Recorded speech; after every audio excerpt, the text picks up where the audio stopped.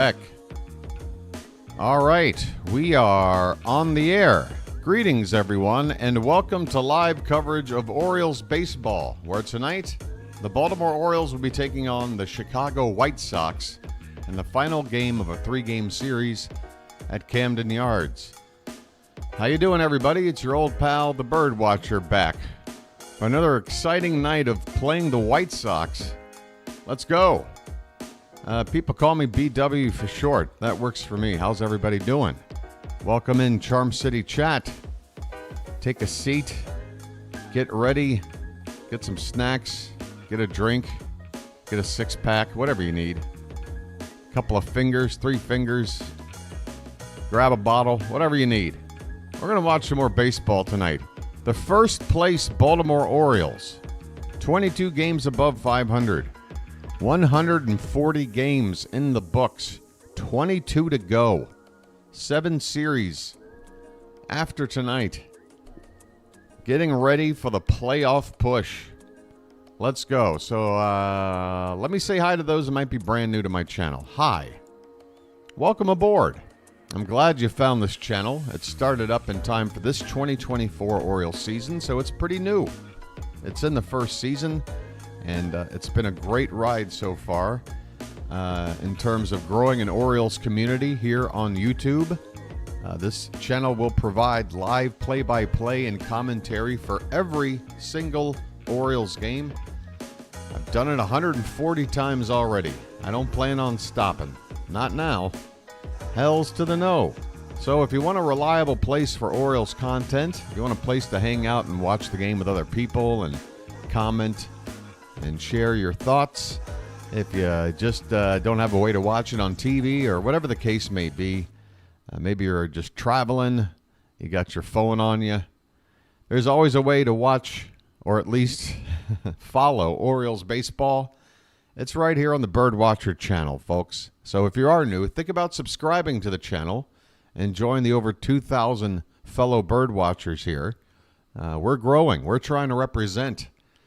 We got Yankee channels out there just like this that have 20,000 plus people, 10 times more than our base, and I'm trying to compete with the likes of those Yankees. Hell, if we can do it on the field, why can't we do it streaming the games, right? All right, so look, subscribe. Here is tonight's matchup. On the mound for your Baltimore Orioles, folk hero Albert Suarex. The legend of Albert Suarex of the 2024 season continues. Tonight, he comes in with a 7-4 record, a 3.14 ERA, 1.27 whip, 109 innings, and he's got a very good chance to win number 8 tonight if the Orioles can throw him a few runs. And as long as he's pitching okay against a team like the White Sox, that should be enough. Or he might go out there and throw an absolute gem like Cade Povich did last night. I tell you what, a round of applause for Cade Povich pitching into the 8th inning, getting an out in the 8th. 10 strikeouts, no walks, shutout baseball. Fantastic from the rookie. For the White Sox, Jonathan Cannon. I don't know about this guy, but he's got a 2-9 record of 4.70 ERA, whip of 1.41, which, to be honest with you, that ERA and whip is the best of the 3 starting arms we've seen in this series. He's pitched just under 100 innings. He's given up over 100 hits. He's given up nearly double the amount of home runs as Suarex, despite pitching less. He does get a few strikeouts, but not much. Walks about 1 every 3 innings, so 3 per 9. Yeah, this guy's not very good. Here's your starting lineups. I'm going to go ahead and get this game up on the TV right now. Take a look for yourself. I'll read over them in a sec. And we'll be getting started here, trying to keep this win streak going. We got an off day tomorrow, which I didn't even realize until after yesterday's ball game that they put an off day right in the middle of this homestand. I just assumed off days would come between homestands and road trips. and maybe we'd have an off day this coming Monday, but that's not the case. We've got a couple of... Run in July. This is in August. You don't hear Things anything. going very well. There we go. That's not the case. We're going to have the next couple of Thursdays off. So, yeah, tomorrow we'll have a day off. I'll have a chance to maybe go out and buy a chair. That's my plan with my day off. BW goes chair shopping.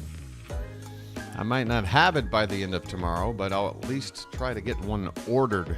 Maybe I'll go somewhere and... There's one place where I found a chair when I went looking during the All-Star break. But they said it would take like a week to deliver, and I wasn't all that thrilled with it. But at this point, I need an upgrade. I'm ready for the playoff chair. Right. How's everybody doing in the Charm City chat? We got, for the White Sox, the lineup looks like this. Sorry. Nicky Lopez will lead off and bat second. Lead off and play second base. Let me sip some more coffee here, folks. Tap that music button one more time.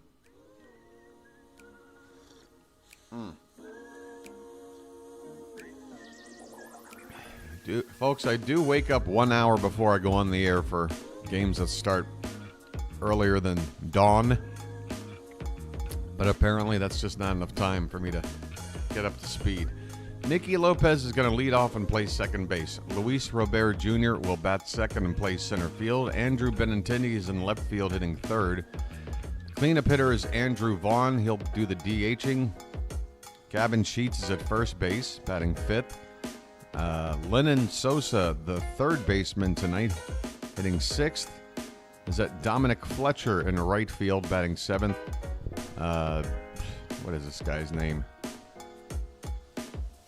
Chucky Robinson, the catcher, will bat eighth. And is it Joel Amaya? Jacob Amaya. Okay. And we'll bat ninth and play shortstop. Man, what a bad lineup this is. Woo, 216, 218, 215, 218, 147. For the Orioles, Gunnar Henderson will lead off, play short. Adley Rutschman's going to DH tonight and bat second. Apparently, he's hitting okay when he's DHing. But what does that mean for Eloy Jimenez down the stretch? I don't know. They can't both DH. Ryan O'Hearn will bat third and play first base. Anthony Santander, the cleanup hitter in right field. Colton Cowser will bat fifth and play left. Ced Mullins in center field hitting sixth. Kobe Mayo back in the lineup tonight at third base, batting seventh. Jackson Holliday will hit eighth and play second base. And finally, James McCann will bat ninth and do the catching. There is the lineup for the Orioles. And folks, we are just a minute or two away from first pitch. Final game of a three-game series. The Orioles are looking for a sweep. And folks, normally you don't say we should be sweeping this team, because sweeps, you know, normally you take 2 out of 3 and you go, hey, we did our job. But I feel like we got to sweep in order to do our job against the likes of these White Sox, who are currently on, 12 or 13 game losing streak? They've lost 109 games on the season already. Folks, they're not going to win 40 games. I don't think they're going to win 40 games. They're going to lose over 120 games. What a bad team this is. So let's try to do our job, get this sweep, keep our lead in the division intact. We're a half a game ahead of the Yankees. Who are the Yankees playing tonight? It's that was the first game against the Rangers, or was that wrapping it up? Let's take a look at the scoreboard here. Okay, it is Yankees-Rangers coming on in about 90 minutes.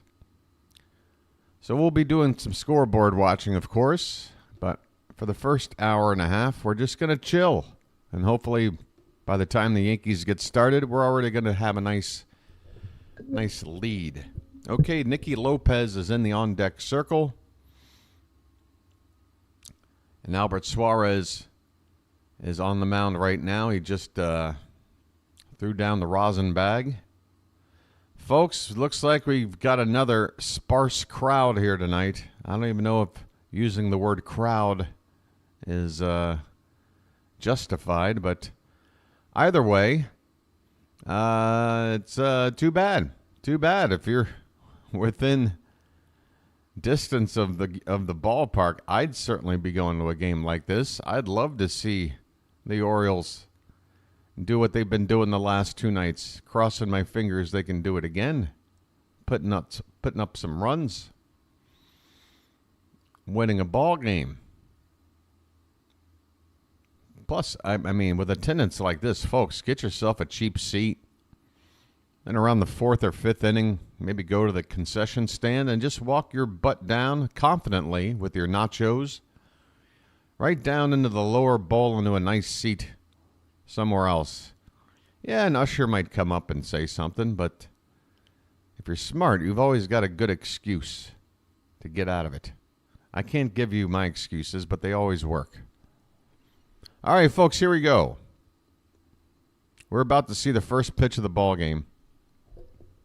Behind the plate tonight, Charlie Ramos. Yesterday, Hunter Wendelstedt. Oh, my God. This attendance it's got to be less than last night, folks. There are not 10,000 people here. There's no way. 7,000? Maybe? Yikes. Folks, take your pick. Where do you want to sit? You can have a private conversation with anybody on the field. Here we go. Nicky Lopez is at the plate. Albert Suarex is on the mound, and the first pitch of the ball game is in there for a call. No, that's not a strike. Okay. Interesting beginning. That was a fastball at the bottom of the zone for ball one. Right out of the gate, the home plate ump doesn't know what the hell's going on. Next pitch is hit in the air to right field and deep. Going back, looking up, and that ball is gone. All right. Well, that's a bit of an ominous start. 105 miles off the bat. Lopez hits one out to right. Not exactly a power hitter, this guy. Suarex gave him a heater that started on the inner part of the plate but then broke back over the middle. And that hit it right on the sweet spot of Lopez's bat. Into the first row of the bleachers right behind the grounds crew shed. 1-0 White Sox. First batter into the ballgame. 2 pitches in. All right. Luis Robert Jr. takes a swing and a miss at a cutter for strike one. Well, there goes the perfect game, the no-hitter, and the shutout. Got all those out of the way. The 0-1 is swung on and missed 0-2. Robert batting just .216, slugging under .400. This guy's been an all-star in past seasons. This pitch is off the plate, a ball and 2 strikes.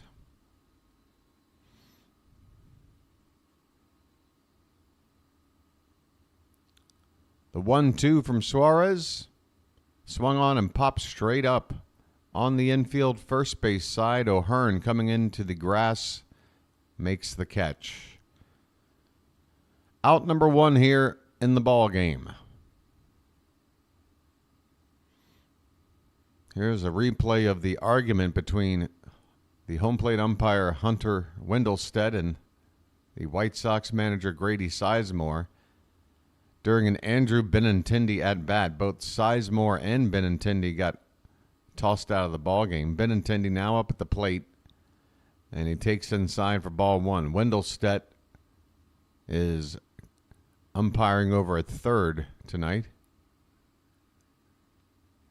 1-0 pitch is swung on and grounded foul off to the left. 1 ball, 1 strike. Benintendi batting just .218. He is the team home run leader with 15.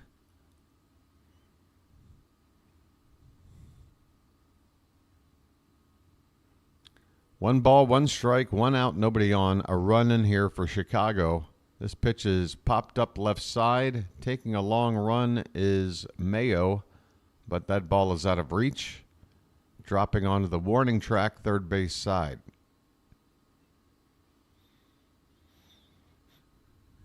I don't think there are any transactions to report since yesterday. I think the roster is as is from yesterday. 1-2 pitch is a curveball that bounces in the dirt. 2 balls and 2 strikes. I did take a closer look at the Norfolk Tides and their schedule and trying to figure out what sort of schedule they have and how many games. I guess things have changed, folks. I remember growing up, the farm teams, they would wrap up their season right at the end of August, beginning of September. This pitch is hit into left field right at Colton Cowser, who makes the catch, second out here in the top of the first. But apparently that's not the case anymore. The Tides are playing regular season baseball all the way up until the final week of September. I think it's like the 22nd or 23rd is their final game. So that does mean that certain players that might need some rehab work before they return back to the team, like a Jordan Westberg or Grayson Rodriguez. Here's a ground ball foul off to the right by Andrew Vaughn, who's got an 0-1 count. So that's good news. I didn't realize that. The minor league season continues well into September. By the way, the Tides have Sammy Basayo up there now with the AAA team, and he's played in 6 games so far. So far, it's been a tough stretch. I think he's 4 for his first 27 at-bats, something like that. Here's a comebacker to Suarex. On a bounce, he picks it up, throws to first to retire the side. Nicky Lopez leads off the ball game with a home run just over the grounds crew shed to give the White Sox a 1-0 lead. Suarex retired the next 3 batters. We go to the bottom of the first. It's White Sox 1, Orioles coming up to hit. So, yeah, Sammy Basayo is about 4 for his first 27. That's like a 143 average. The numbers across the board offensively. It's early yet, but he has yet to find his footing there with the AAA team. Meanwhile, somebody else down there is tearing it up. Who was it that I was looking at? Somebody. Oh, who's that guy that we signed to a minor league deal?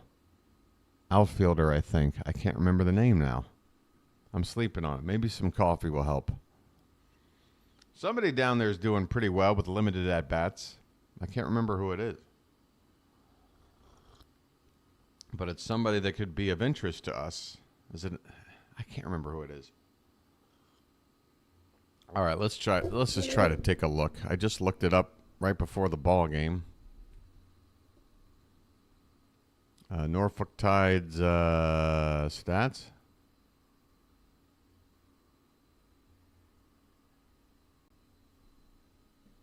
Of course, a lot of the league or team leaders in a lot of these categories are no longer with the team, whether they've been called up by us or traded away, you know, like Kobe Mayo, Connor Norby, Jackson Holliday, Kyle Stowers, Heston Kjerstad's out for the rest of the season. But you go on over to page 2 here. And who's the other guy I was thinking of? All right, Forrest Wall. Forrest Wall is a guy that we picked up off of waivers from the Marlins. He's had very limited MLB experience, but I think he's about 27 years old. He's been around.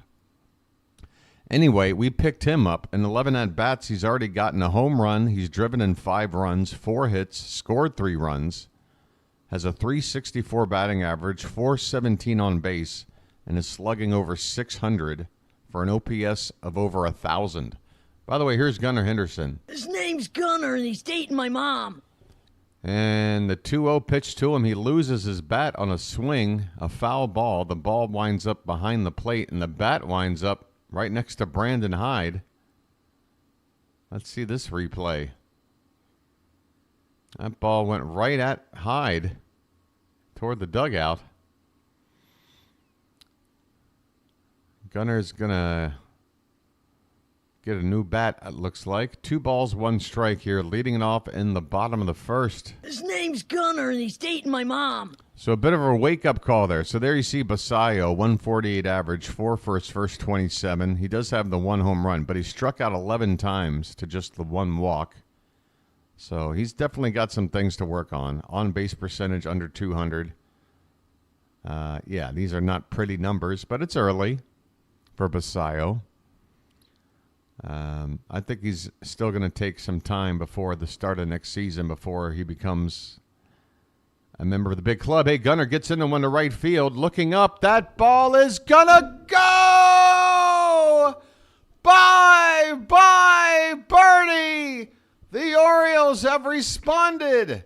The White Sox with a leadoff homer. The Orioles said, hey, we can do that.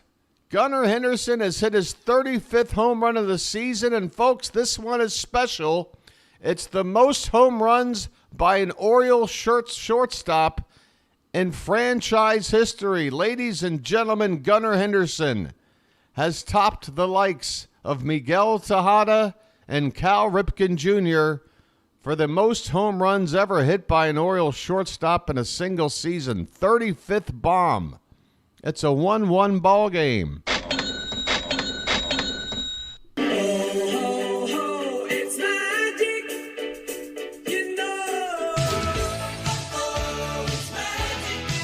Congratulations, Gunner. Here's Adley, and he takes a half swing and fouls it away.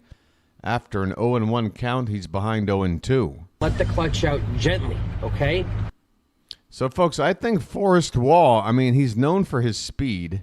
He hasn't even attempted a steal yet, but if he can hit and run, he might become part of this postseason roster. We'll see. Adley Rutschman up the middle, a base hit. He finds the hole up the second base bag there between short and second. Turn on the sprinkler. This offense is just getting started.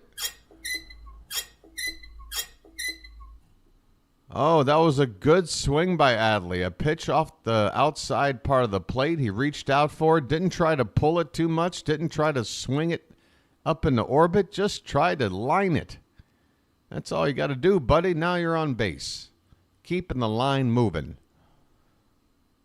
And Ryan O'Hearn is up next. Folks. Lights on. Let's turn and burn. First pitch to O'Hearn is up and away for ball 1. O'Hearn batting .269.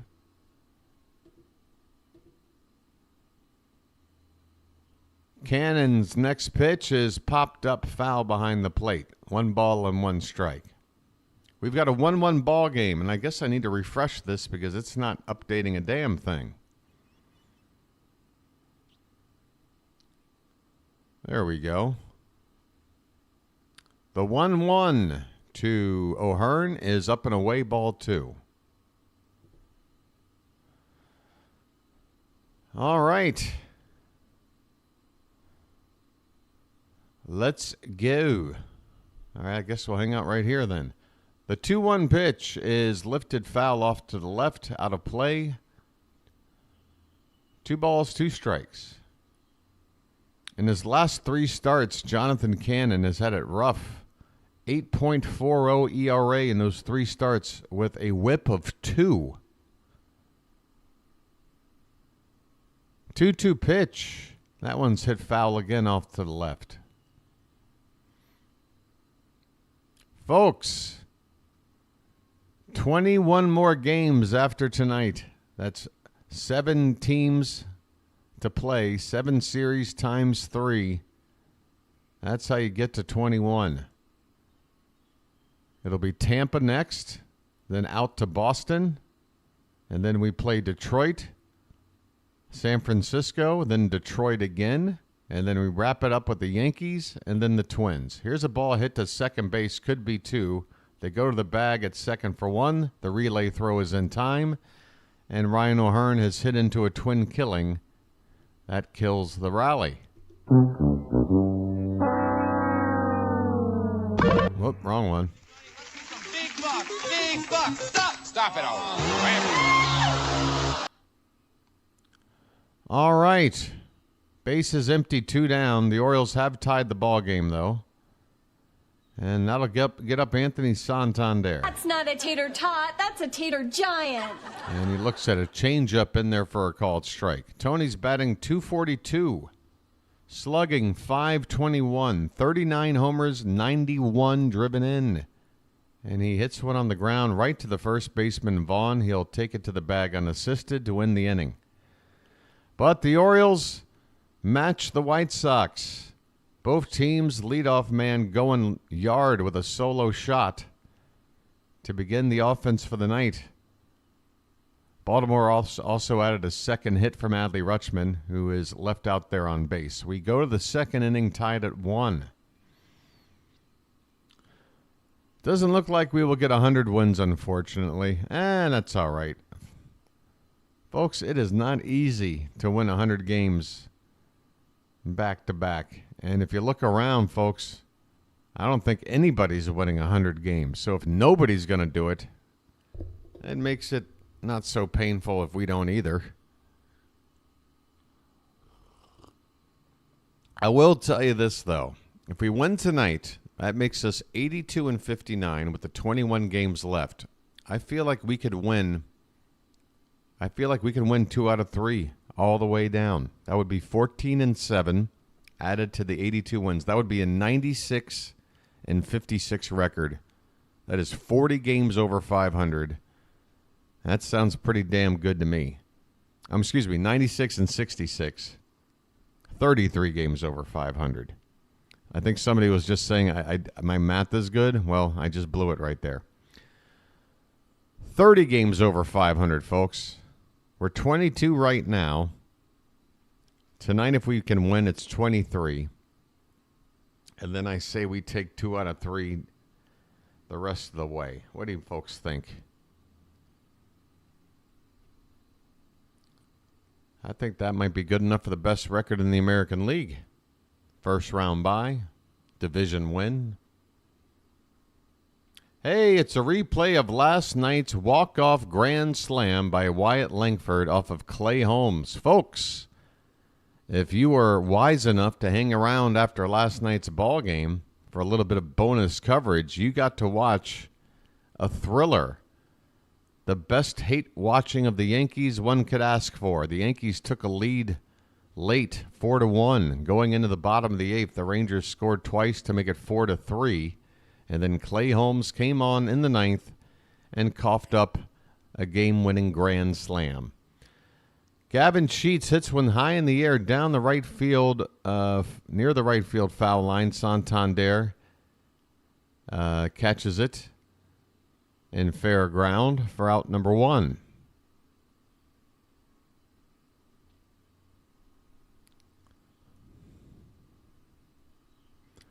That's right, folks. Send Wyatt Langford a thank you card and send one to Clay Holmes as well.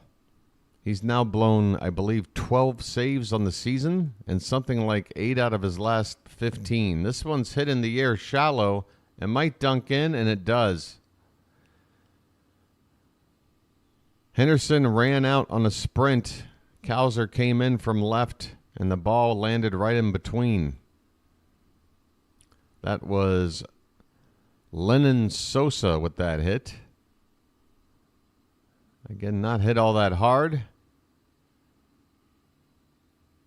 Just enough on it for it to drop in between the shortstop and the left fielder. So a 1-out single here for the White Sox. Their second hit of the ball game. Next batter, Dominic Fletcher, takes a called strike. Fletcher, a left-handed batter, .218 average. How about this for slugging? .263. His slugging is lower than his on-base percentage. I didn't even know that was possible. This one's hit on the ground, foul off to the right. No balls and 2 strikes. A slugging percentage lower than the on-base percentage. I did not know that was possible. Maybe for someone like Omar Vizquel, I could see that being the case. This ball is hit to second base. Jackson flips it to Gunnar at the bag. Oh, throw to first, and that is a double play to win the inning, folks. It takes two to make the thing go right. It takes two to make it out of sight. Hit it. I want to rock right now. I'm BW and I came to get down. I'm not internationally known, but I'm known to call games on the microphone. Let's light up a special lucky.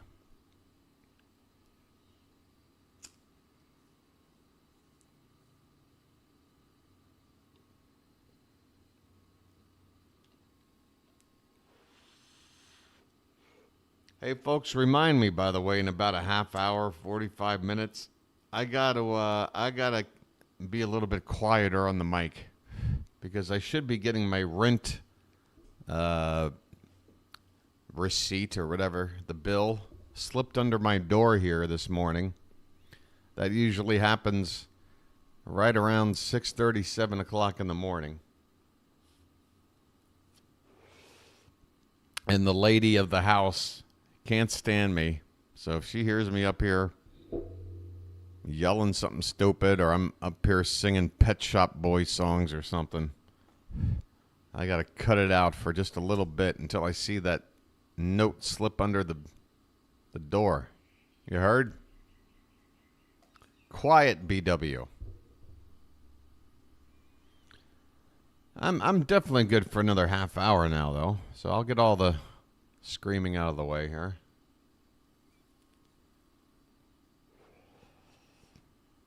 I don't know what she thinks. I just know she can't stand me. But it's just what I wanted. We ghost each other every time we pass each other in the halls or on the stairs. We ghost each other.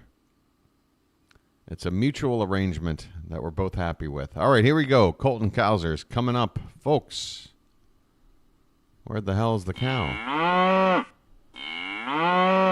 Check swing, appeal, no swing. Want to know the count for Cowser leading it off. 247 average. He's been picking it up in this series. Pitch upstairs, 2-0. Get them cows up. Or get those milkmen up. If you're a Magic member, you have the power. 1-1 pitch is a check swing, but it's a called strike. A changeup on the outside edge, a ball and 2 strikes.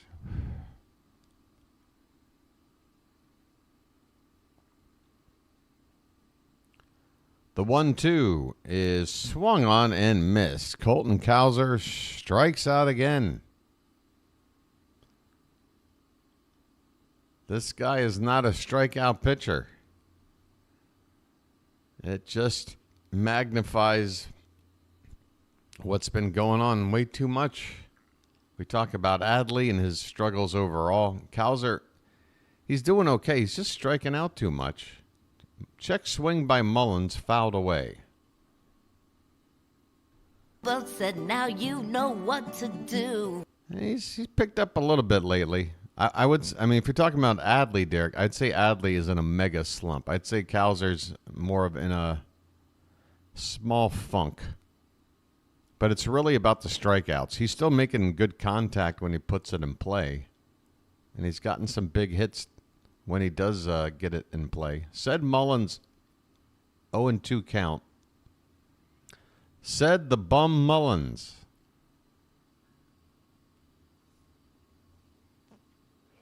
Fouls one away. It's still 0-2. 1 out, nobody on. Bottom of the second. Tied up at 1. Final game of 3 between the Orioles and the White Sox. Our final game against this team. I'm going to miss them. 0-2 is swung on and lined off the glove of a diving second baseman, and Mullins is going to reach with an infield single. That bum.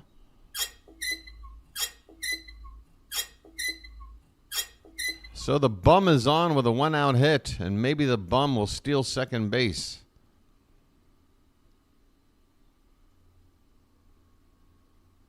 Folks, by the way, if you weren't around for why I'm calling said a bum, I'm saying it tongue-in-cheek. I love said Mullins. I'm a big fan. Yeah, is he a 30-30 guy at this point? No. Is he a guy that helps your team, makes them better? I think so. This ball is thrown down to second base, and Mullins has swiped a bag on one pitch. Meep, meep. Meep, meep. By the way, it's Kobe Mayo at the plate. Just get it all on there. Just spread it out. Just get it all on there. Spread that mayo. Cover the field. Let's go, folks. Runner at second, one out. Mullins' entire uniform browned from dirt.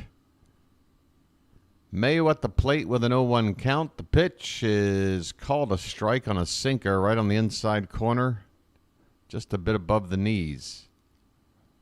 Brewster's Millions. Vote for none of the above.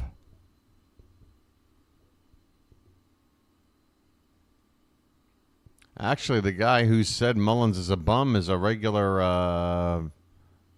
BirdWatcher on here. I don't know if he's ever going to acknowledge about what he says about said.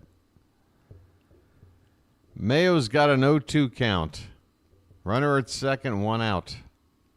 2 hits on the season and 19 at-bats so far for Mayo. This one's hit in the air to right center field, right at the right fielder. Mullins is going to tag and try to get to third, and he's gotten nailed. What are you doing, Said? There's 2 down after that catch. Why do you need third base? Oh, just a terrible decision there. A hell of a throw by Dominic Fletcher from right field. But just really, just, there's no excuse for that. Again, we talked about this maybe, 3 games ago. There's never a reason to try and take third base when there's 2 down. If you're at second base already, you're already in scoring position. Yes, there are a handful of ways to score from third that you can from second, but it's such a small percentage. It's just not worth the risk unless you absolutely know. Second time we've done that here in the past 3 or 4 games. You hate to see it. And that kind of sucked. He did steal a base before that. That was number what for Said? Somewhere in the upper 20s now, I think. 27 or so. 26 steals for Said. But doesn't mean a whole hell of a lot if you're going to run yourself into an out. All right, we head on to the third inning, 1-1 ball game.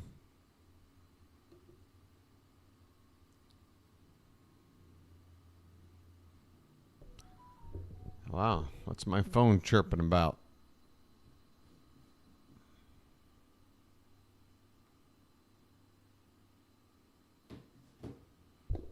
How many people we got chilling here so far? Low turnout? Wow, 180 people already chilling, folks. 46 out of 180 have hit the like button. That's like a quarter. May I please ask kindly to the other 75% of people out there right now, I know you might have just plain forgotten. It's okay. That's why content creators like myself throw out reminders. It's not to annoy people, particularly those that have already done it. It's just a friendly, gentle reminder for those that, understandably, might have not thought to do it yet. Please hit that like button at the bottom of your screen, the thumbs up. Want to know the count here on Robinson, Chucky Robinson, who came into the ballgame yesterday as a defensive replacement, had 1 at-bat. This one's a Baltimore chop to Gunner at short. He throws to first in time for the first out here in the top of the third. Chucky, one of my favorite horror villains of all time, folks. The Chucky doll. Sinister and funny. All that and only 2 feet tall. Here's Jacob Amaya. First pitch to him is a fastball fouled off to the right. 1 out, nobody on in the top of the third. 1-1 ball game. I know, Edward, and if you were here, I was streaming it. I got to call it as it happened. It was lovely. There's a called strike. Home plate umpire helping out a bit on a pitch that looked about an inch high and an inch outside, right up in that corner there. That gives Amaya an 0-2 count. Pitch. Breaking ball. Off the plate outside. 1-2.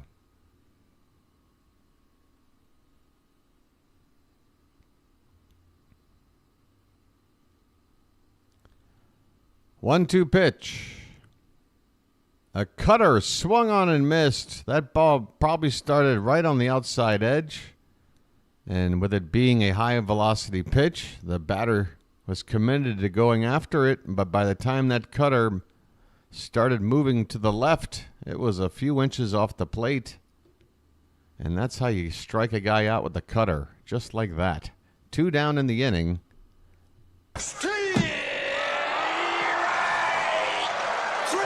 Well, y'all come back now, you hear? Back to the top of the order, Nicky Lopez. Second pitch of the ball game, he parked it just over the grounds crew shed for a solo home run. And this 1-0 pitch is outside, 2-0. I'm going to guess Lopez has no more than a half a dozen home runs on the season. Let's see where that stands. He is not a home run hitter. 2-0 pitch is high. Suarez falls behind Lopez 3-0. Come on now. This ain't Jorge Lopez. Or this ain't Javi Lopez. The 3-0 is up and in. A 4-pitch walk to Lopez. Come on now, Albert. What are we doing now? How about that was his first home run of the season? I gave him way too much credit. That's Lopez's first home run of the season. And he's an everyday player, folks.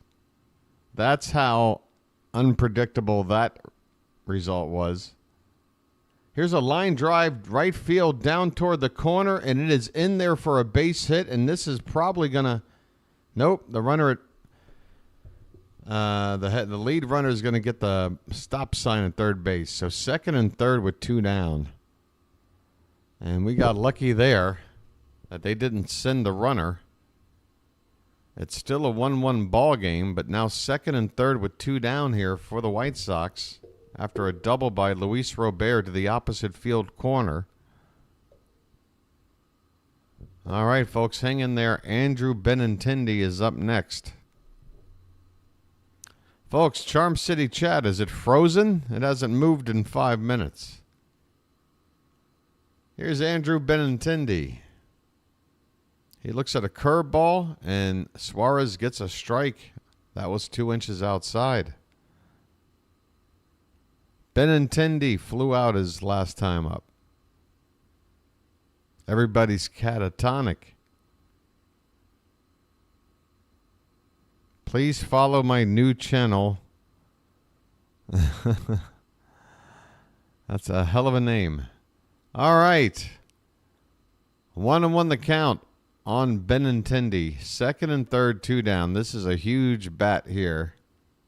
Got to get him out. And he fouls one off to the left. 1 ball and 2 strikes. Put him away, put him away, put him away now. Put him away, put him away, put him away now. Put him away, put him away, put him away now. Oh, oh yeah. Come on, Albert. The 1-2. Line drive caught by Holiday, and the inning is over. Oh, that ball could have just as easily found a hole and scored 2 runs. Instead, it's a line drive right to Holiday to win the inning. This score remains 1-1 going into the bottom of the third. Whew. That's all I got to say about that. Whew. Close. Hey, what's going on down at the dance club tonight? Where you from? Baltimore. What? Baltimore. Baltimore? What's that? Look, it doesn't really matter, all right? Baltimore? What's that? Look, they're about to win the American League pennant, all right?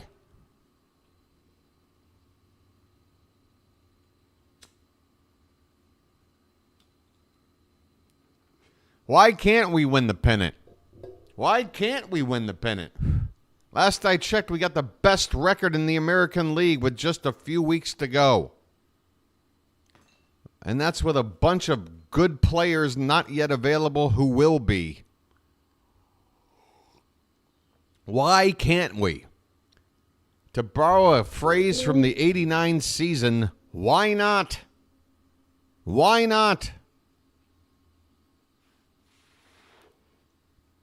And to coin my own phrase, the 2024 Baltimore Orioles. It's our turn. That's it. That's the phrase for this team this October. The 2024 Orioles. It's our turn. Because hot damn it is. It's just our turn. Hey, look at the Mariners found their way into the playoffs. I could argue, well, it's probably their turn. They've yet to ever even appear in a World Series. Poor team. But they're not in it. I'm looking at the teams that are in it. There's Jackson Holiday, and that first pitch is just outside for ball one.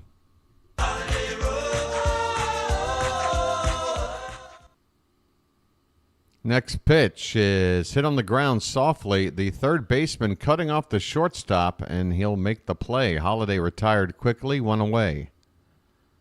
So let's take a look. Who are the playoff teams right now? You got the Guardians. Hey, they haven't won a series in forever, but they have won pennants since '83. I remember a World Series against the Marlins that they should have won. That was the team that beat us that year. Was it 97?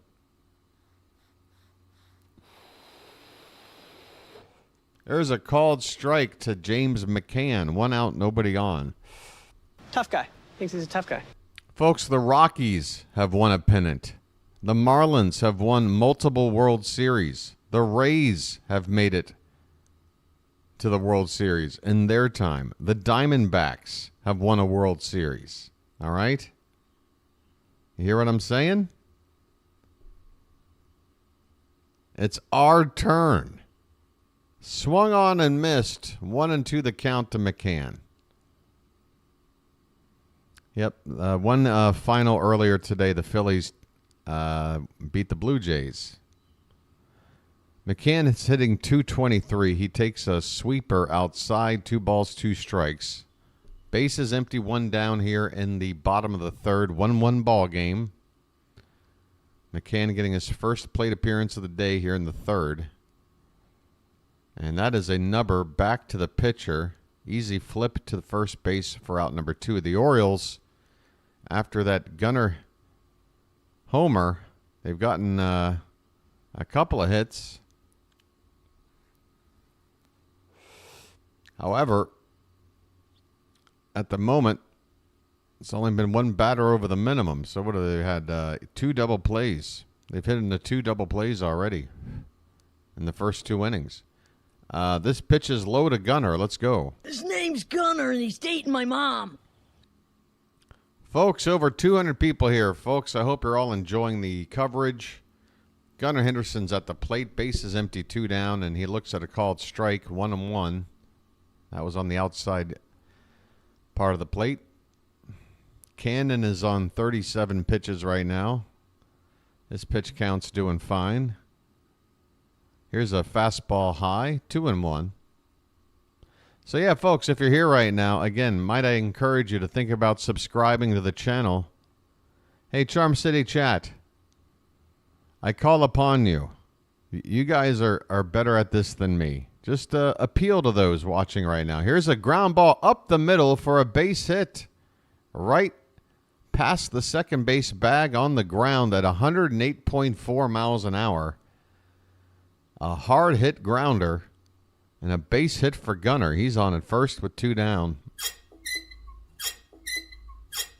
So, folks, I'm not good at being a salesman. Why don't you guys give it a try? People are watching right now. They're not subbed up. Give them a reason why they ought to be. That way I don't look like, I'm just making this stuff up. Maybe some would-be subscribers need to hear it straight from the BirdWatcher community themselves. Get this guy a chair. Or you could do that. Just keep hitting the heart emoji over and over if you think the channel is worth signing up for. Just keep hitting those hearts. That's easy. Rutschman's at the plate. Gunnar at first. 2 down. The first pitch is a called strike. Belt high on the outside part of the plate. Rutschman. Let the clutch out gently, okay? Had a nice line drive single his first time up. The kind of hit I've been wanting to see from him that he normally gives you once or twice a game. The pitch is outside. 1 ball and 1 strike. You see that? Yet to subscribe, folks watching right now. Look at these hearts. That's not me. These are look, my hands are right here. I'm not producing those hearts. The 1-1 is outside, and the runner goes, throw down, and Henderson is nailed. Good Lord. Chucky Robinson nails Gunnar Henderson, and the Orioles have run themselves into 2 outs in the first 3 innings. Gunnar's still standing out there, though I'm not sure why. Surely the tag was applied at some point, although I will say, why did the fielder, he hit him right in the chest first thing.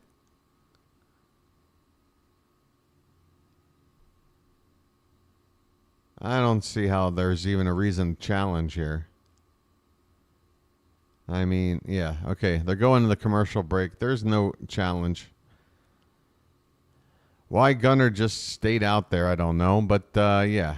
Slap tag to the chest. Gunner's nailed down. The Orioles have run themselves into 2 outs, trying to take an extra base. I like to see us run, but what's going on here? First of all, don't run on Chucky Robinson, because he's nailed a couple of guys already. We go to the 4th inning, tied at 1.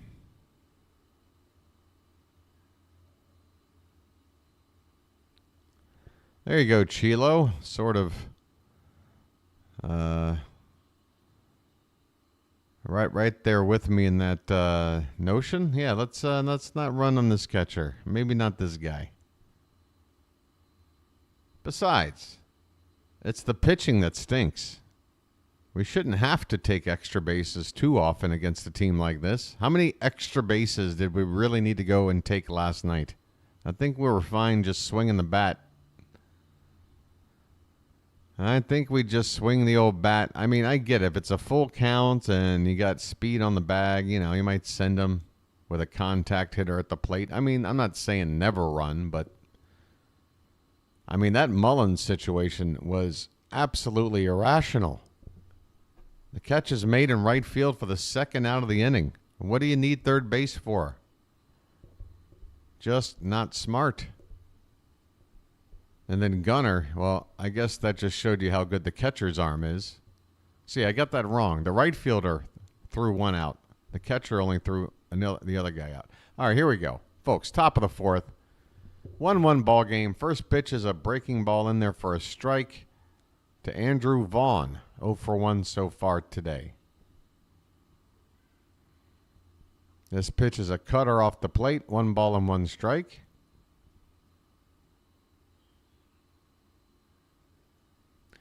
Zop, I saw the glove slap him in the chest before any of that other stuff happened. Everything else to me seemed irrelevant. With the foot coming off and him moving the tag down to the lower leg. I saw that, but I'm like, well, that's inconsequential. The tag had already been applied right there when the ball got there. At least that's what I saw. 1-2 the count on Andrew Vaughn. And that one's charged into center field. Mullins is going back, and that ball is gone. Man, I could see he squared that pitch up. It was just a matter if it was going to be high enough to get out. That ball was a line drive shot to center field. For a solo home run, the White Sox have regained the lead 2-1. Andrew Vaughn, who was something like 0 for his last 25, goes yard. Absolutely obliterated the baseball. So Suarez has given up a pair of solo home runs. And that'll bring up Gavin Sheets, who has been the hottest hitter on this team. Left-handed batter with power, just like Daddy. And this one's popped straight up. Third base side. Henderson is running back next to Mayo, but Mayo makes the catch. Boy, I tell you, that's how big that Kobe Mayo kid is. Gunnar Henderson, not quite Mayo-sized.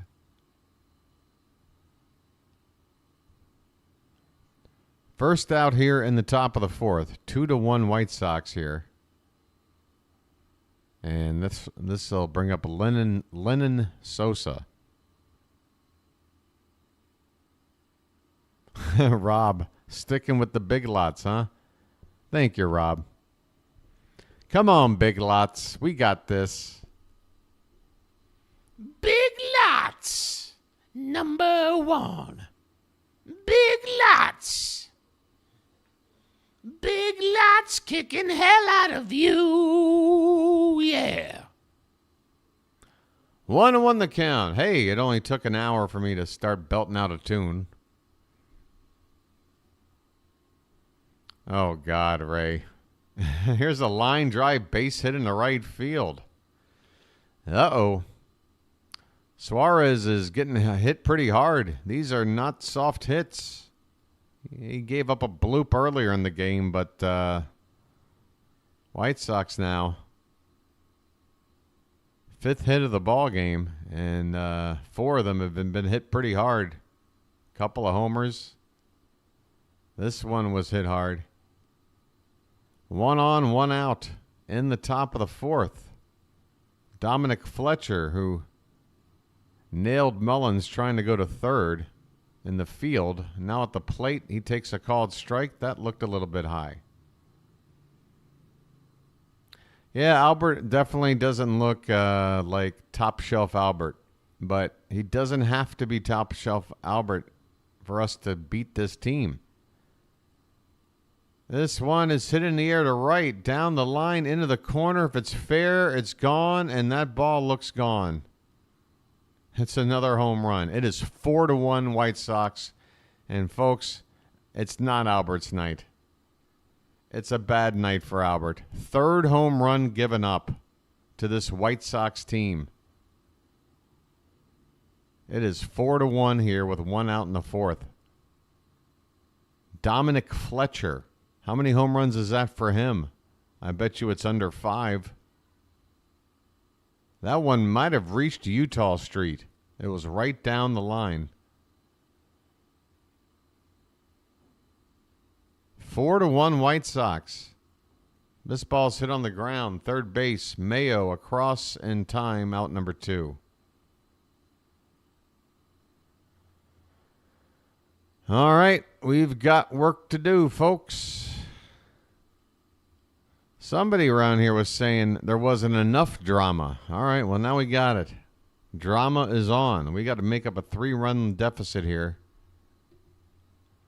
Jacob Amaya at the plate, 2 down. Base is empty. With 3 runs in. This ball's hit softly, foul, third base side.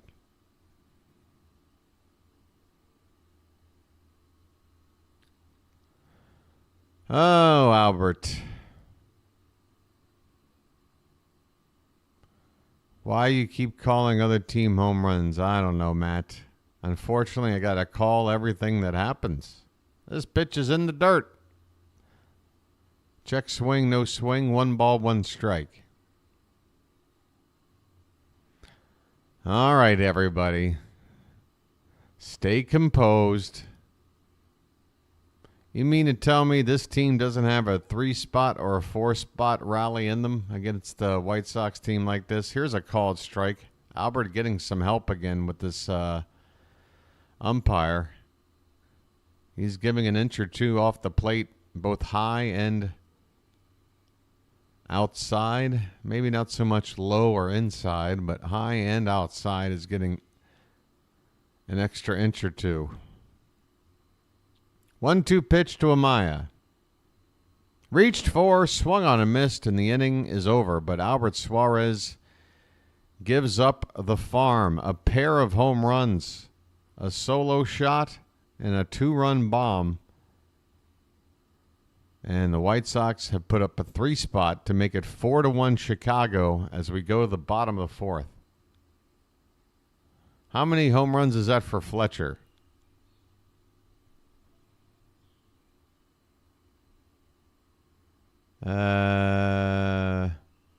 One. Albert Suarez has given up the first home run of the season to 2 different guys in the same ball game. We're 140 games in the season. These guys are not fringe players. These are everyday players. Nicky Lopez and Dominic Fletcher. Neither one had a home run all year. Are you kidding me? Are you kidding me? Talk about crazy odds. Talk about just another quirk of baseball. Unbelievable.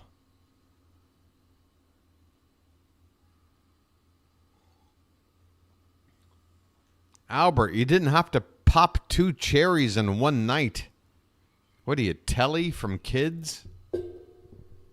If anybody gets that reference, you're welcome.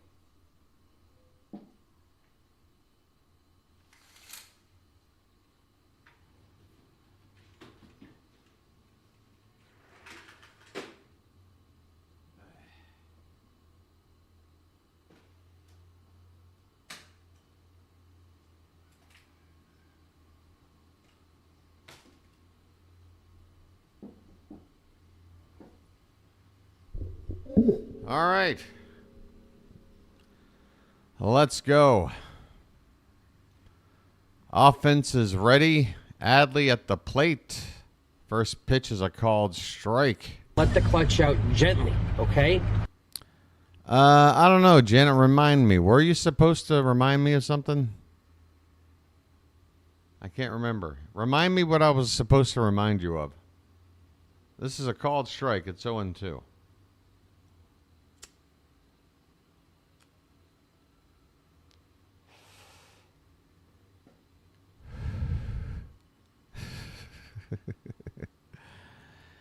Yeah, Derek, but a memorable one. This one's uppercut swing to shallow left field. The third baseman is going to make the catch. Adley Rutschman right on back to the uppercut swing. Right on back. Oh, right. Okay, so yeah, it's now 6:30 a.m. Pretty much any time starting now. As long as I keep my voice at this level, I should be fine. She'll just think I'm talking alone in my room to myself. Ryan O'Hearn at the plate is taking a pitch off the plate for ball 1. Lights on. Let's turn and burn. The old rent check under the door. That's when you know you're living high on the hog. That's when you know you're living the life of Riley, folks. The old slip under the door. Here's a swing, a ground ball foul off to the right. 1 ball and 1 strike on Ryan O'Hearn, leading it off in the bottom of the 4th. The Orioles need to respond here against this Cannon guy. I mean, for a guy named Cannon, you'd think he'd throw 100 miles an hour. This ball's hit in the air left field. Going to be catchable, and Benintendi's got it for out number 2. First 2 out here for the Orioles. in an inning that's featuring Rutschman, O'Hearn, and Santander. Let's see what Tony can do. That's not a tater tot, that's a tater giant.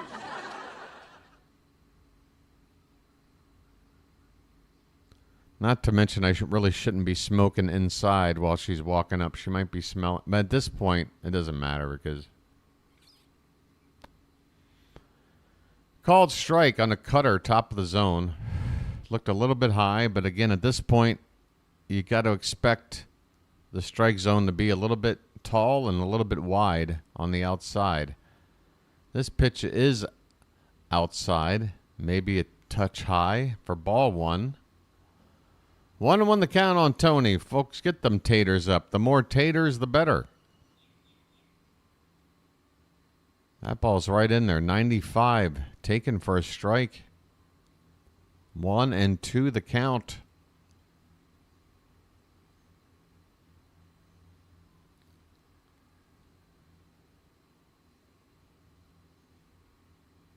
Tony asks for time. Base is empty, 2 down in the bottom of the fourth. I don't want to see a 1-2-3 inning. I want to see us getting some hits, taking some walks. Let's go. 1-2 pitch. Taken. Right in there for called strike 3. Santander caught looking. Not too often you see that. Tony will strike out, but usually he's going to be hacking, trying to hit a baseball. This time he's caught looking to win the inning. We go to the top of the fifth. White Sox 4, Orioles 1. Boy.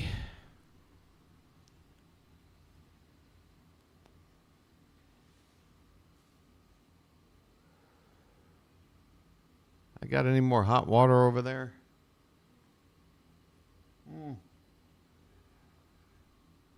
It's still lukewarm.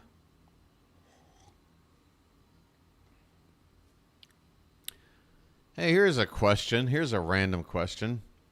You know, you talk about, the temperature of a beverage, and you say something is cold, ice cold maybe, or hot, or boiling hot, or it's warm. But then sometimes you go with lukewarm, right? Lukewarm. It's an interesting word. Why the luke part? It feels like it's some sort of prefix that should mean not very or not quite. It's not warm, it's lukewarm. But we don't really add luke on anything else. So I'm gonna start trying it. I'm gonna start adding luke to the beginning of things to mean not good. Or not very, I should say. Yeah, this is a pretty lukewarm dinner you've cooked, hon. This is pretty lukewarm.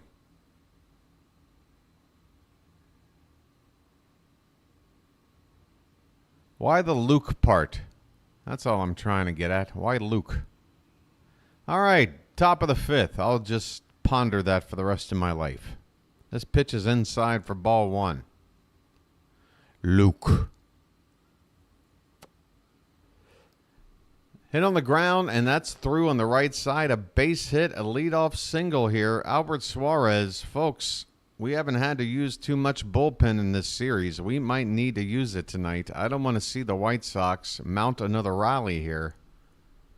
We are in the fifth inning, already down by 3, and now a leadoff single by Nicky Lopez, and here comes Luis Robert, probably the most dangerous bat in the lineup, despite the bad average and overall bad numbers.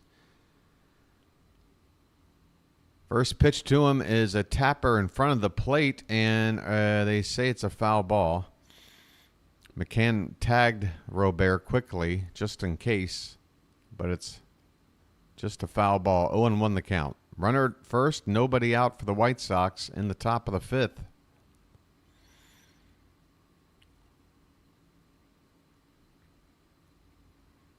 Yeah, not to mention that we have a day off tomorrow, so plenty of time for whatever arms we're using out of the pen tonight to get some rest and be ready for the series against the Rays. So, yeah, ineffective Suarex tonight. I know he could probably go out there and gut out another inning or so. He might be able to do it, but the point is he doesn't have to tonight. So I'd say one more base runner, and he ought to already be getting out of this ball game. This pitch is low and away, 1 ball and 2 strikes. But at the same time, I've yet to see any activity in the bullpen. So who knows?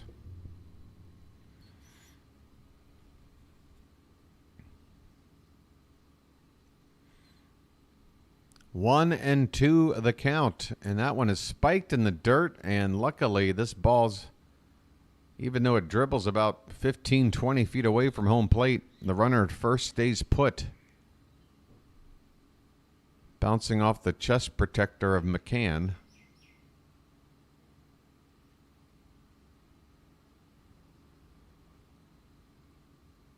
Two and 2 the count on Robert. Nobody out, runner at first. Check on the runner. He's back.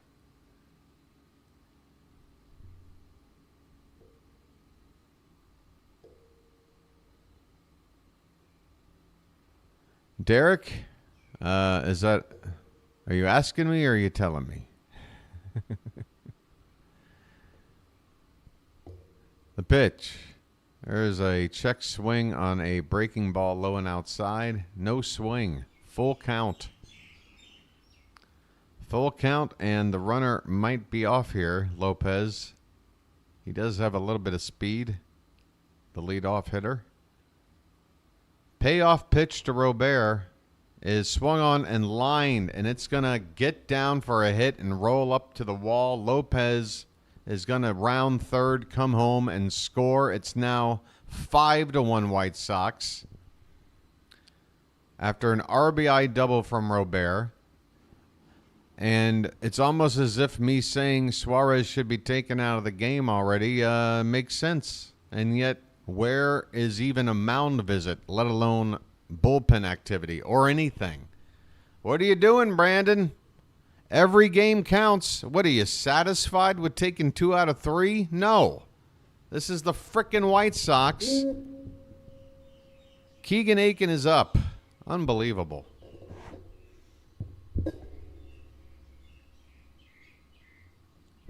Benintendi takes a fastball high for ball 1.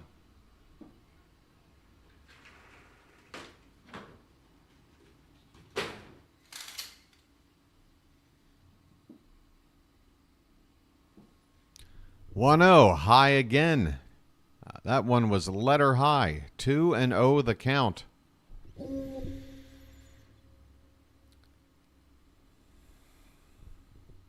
Folks, nobody's a bigger supporter of Albert Suarex than me, but this happens. I mean, he's not a guy that's going to go out there every time and pitch a gem for you. He's going to have some clunkers.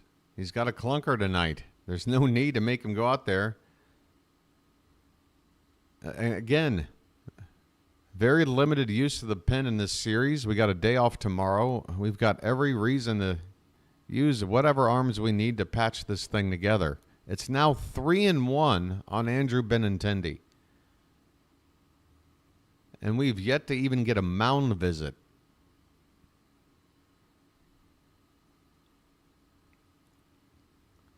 Off the plate, ball 4. It's not close. What more do you need to see? Can you at least just let Albert take a breather and go out there and talk to him, for Christ's sake? Here comes Drew French. Thanks. Why do I have to manage this team sometimes? Why is Brandon Hyde 3 batters behind me? Why? I'm just a regular person. This is just regular, logical stuff.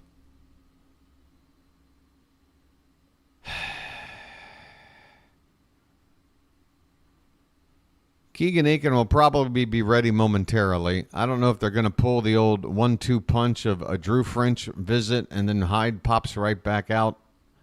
But Suarez really shouldn't be facing another batter right now. But since it is a right-handed hitter, which means so much, even though Vaughn's already got a home run off of Suarez tonight, looks like Albert is going to pitch to Vaughn. And look, he might get a double play ball here. I don't know. But, I mean, it's 5 runs given up to the White Sox with no outs in the 5th. There's a called strike on the inside edge to Vaughn. 1 for 2 with that home run his last time up.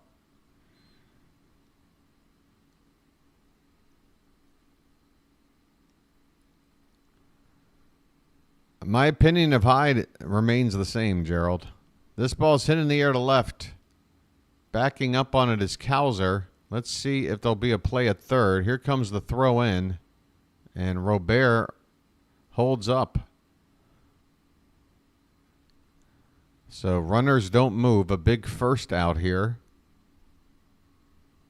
Yeah, I mean, with Brandon Hyde, look, again, if he can figure out a way to lead this team beyond just, a first-round sweep loss. I mean, if he can get us to the ALCS or beyond, I think you're still going to see him managing for us. Albert Suarez has now been removed from the ballgame. Call to the bullpen. Sorry, Albert. Not your night, man.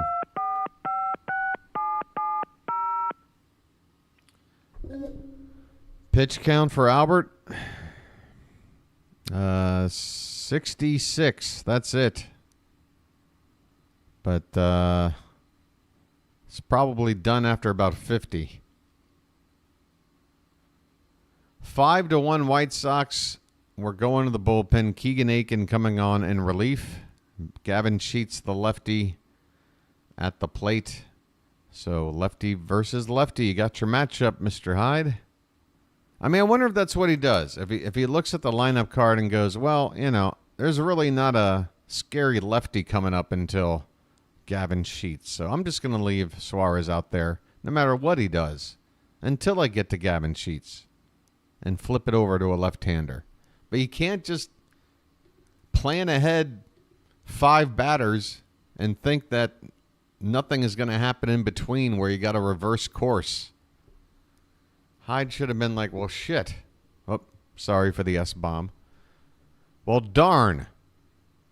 Albert's kind of getting lit up out there. Maybe I should just hurry up. Let me stall. Let me send out the coach to talk to him for a minute. Let me get that bullpen going quick. And maybe I can get him in here a batter or 2 earlier. But no.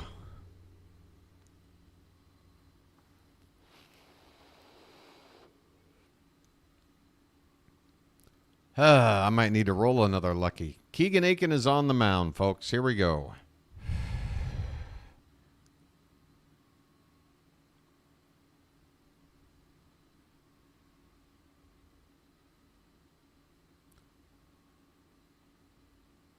I still think this team can come back down 4 with half a ball game left to go, but we can't give up any more runs than this. Keegan Aiken needs to shut this down right now. First pitch to Gavin Sheets is called a strike on a slider that looked high.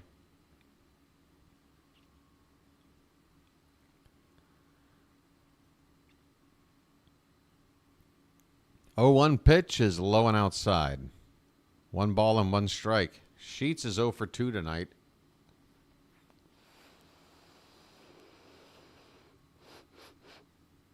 Lovely. First and second, 1 out. Pitch off the plate, low and away again. 2-1 the count. 3 runs for the White Sox in the 4th and 1 more already here in the 5th, and they've got 2 men on base. They have a 5-1 lead. Swing and a miss. A slider from Aiken again, low and away, but this time he gets Sheets to chase. And the count is even up at 2-2.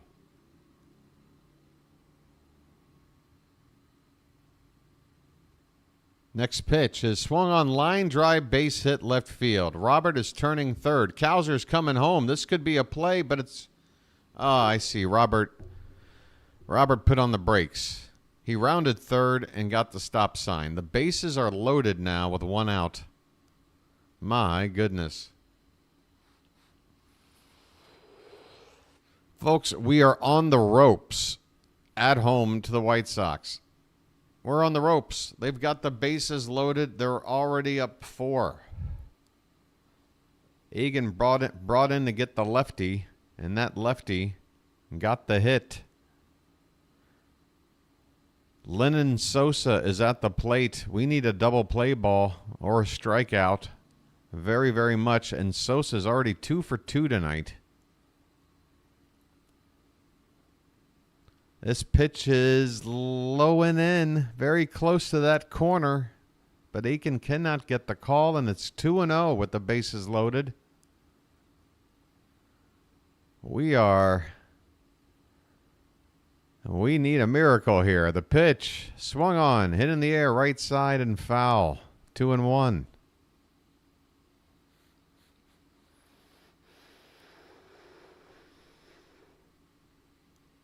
Give me that double play ball. I need it. A little nubber. Go to home plate and then maybe throw him out at first. A line drive right field, but right to Santander. A runner will tag. Robert will score easily. It's now 6-1 on the sac fly from Sosa. First and second with 2 down. I mean, if that's how it ends, getting out of the inning, it still hurts. Down now by more than a grand slam. 5-run lead for the White Sox here in the top of the 5th. First and second, 2 down. And Dominic Fletcher, who hit a 2-run homer, his first of the season, his last time up, takes a slider, top of the zone, called a strike. Nah, it's not over. Not against this team. I mean, it's, would I say our odds are better than 50-50? No, but I'd say we've got a 1-3 chance of winning this. And that ain't so bad. It's not like 1-10. It is a 1-3 chance you can come back against the White Sox down 5. I believe that.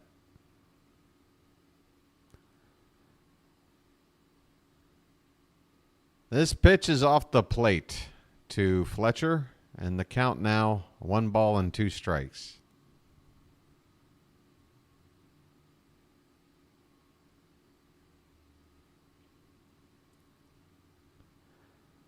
And this one is swung on and missed, and a throw down to second, but that was strike 3, so that should end the inning. Well, y'all come back now, you hear? This ball game's half over. It's time for the Orioles offense to wake up and maybe get Albert Suarez out of the losing column, because right now he is in line with the loss after a not too good of an outing. Oh, folks. Is it time? I don't know. Maybe it is. It can't get worse than this. Not against Chicago. That's my call. It can't get worse than this against Chicago.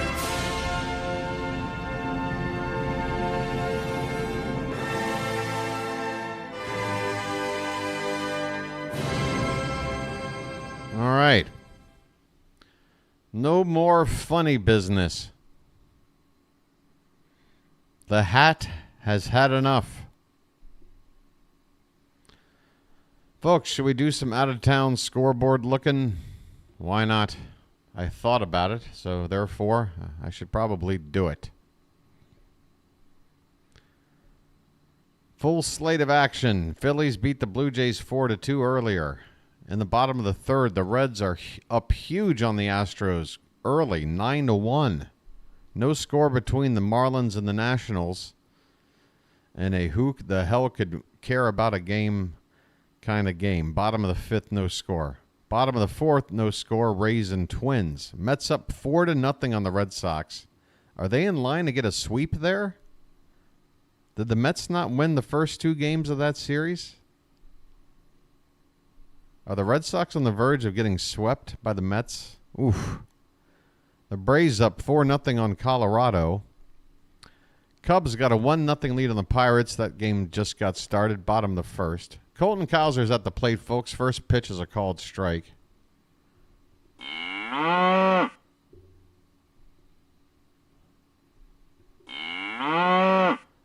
Scoreless between the Royals and Guardians, just getting started. Off the plate to Cowser, 1-1 the count. Cardinals with a 1-0 lead early on the Brewers. Coming up just in a few minutes, that Rangers and Yankees game getting started. 1-1 pitch in the, not in the dirt, but it's low. 2 balls, 1 strike to Cowser.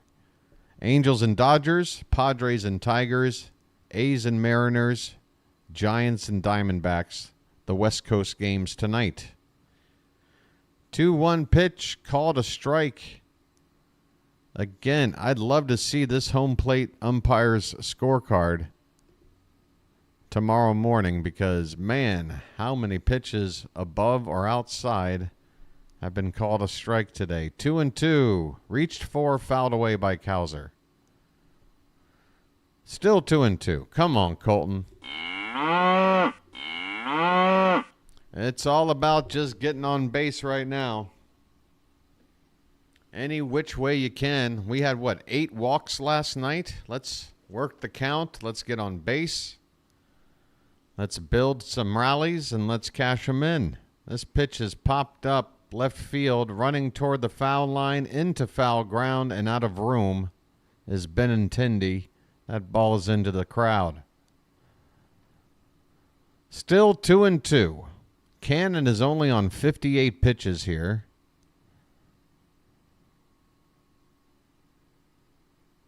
So we got to get to this guy. I'm not having a blast with Cannon.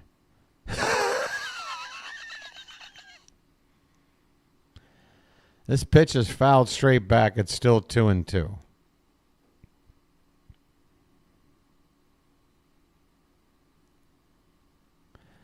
All right. 2-2 pitch. Swung on. Tapped foul. Right side. We'll do it again. Cowser's hanging in there. And that's what I'm talking about. Work the AB. Keep the pitch count rising. The more pitches you see, the better chance you got at getting a hit. And we just don't want to see Cowser strike out again. 2 balls, 2 strikes here to lead off the bottom of the 5th. The pitch swung on, fouled back again. Folks, I'm getting a little bit excited.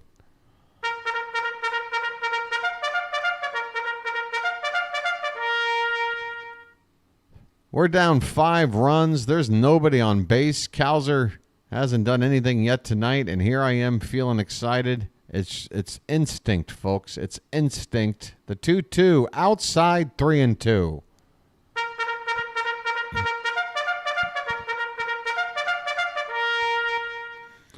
Charm City chat feels it too. This cannon needs to misfire eventually. Swung on, hit on the ground, but right at the first baseman. Goes to the bag unassisted for out number 1. Cowser hit it hard on the ground, but right at the first baseman. 1 away. All right, folks. Keep it going. Said Mullins. Well said, now you know what to do. You know what to do. Get on base, buddy. First pitch low and in for ball 1. Keep taking pitches. I want this inning to last 40 minutes. The 1-0. Hit in the air. Straightaway center. Going back on it is Robert. He's at the wall, and he makes a leaping catch on a ball that may or may not have snuck out of here for a home run. Unbelievable. Robert robs Mullins of at least extra bases. I think that ball comes up just short. But said Mullins, done in with some bad luck. Oh, wait. Yeah, that's... here's the side angle. Oh, maybe. That might have bounced off the top of the wall and snuck out. Either way, tough break for the Orioles. 2 down, nobody on, and Coby Mayo at the plate. Just get it all on there. Just spread it out. 1-0 pitch. Taken low and in 2-0. Robert just said. There, I said it. 2-0. Over the plate but low. 3-0 the count.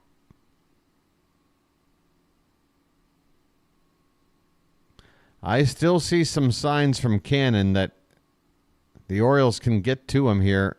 If it's not going to be in the 5th, if they bring him on out for the 6th, I think our window is opening here.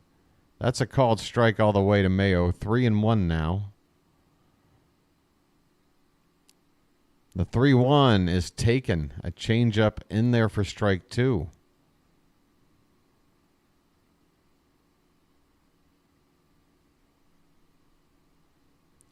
Payoff pitch to Mayo. Bases empty, 2 down in the 5th. And Cannon steps off the rubber. I think Mayo asked for time.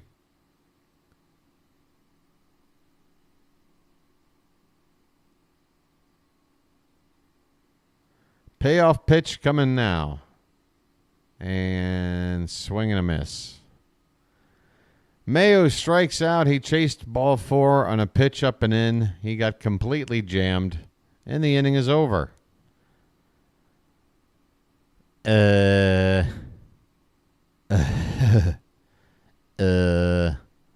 Like this sucks or something.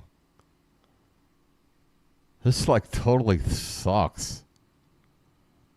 Yeah. I agree. Yeah, what the hell's going on here, folks? What the hell is this? This is a bad egg.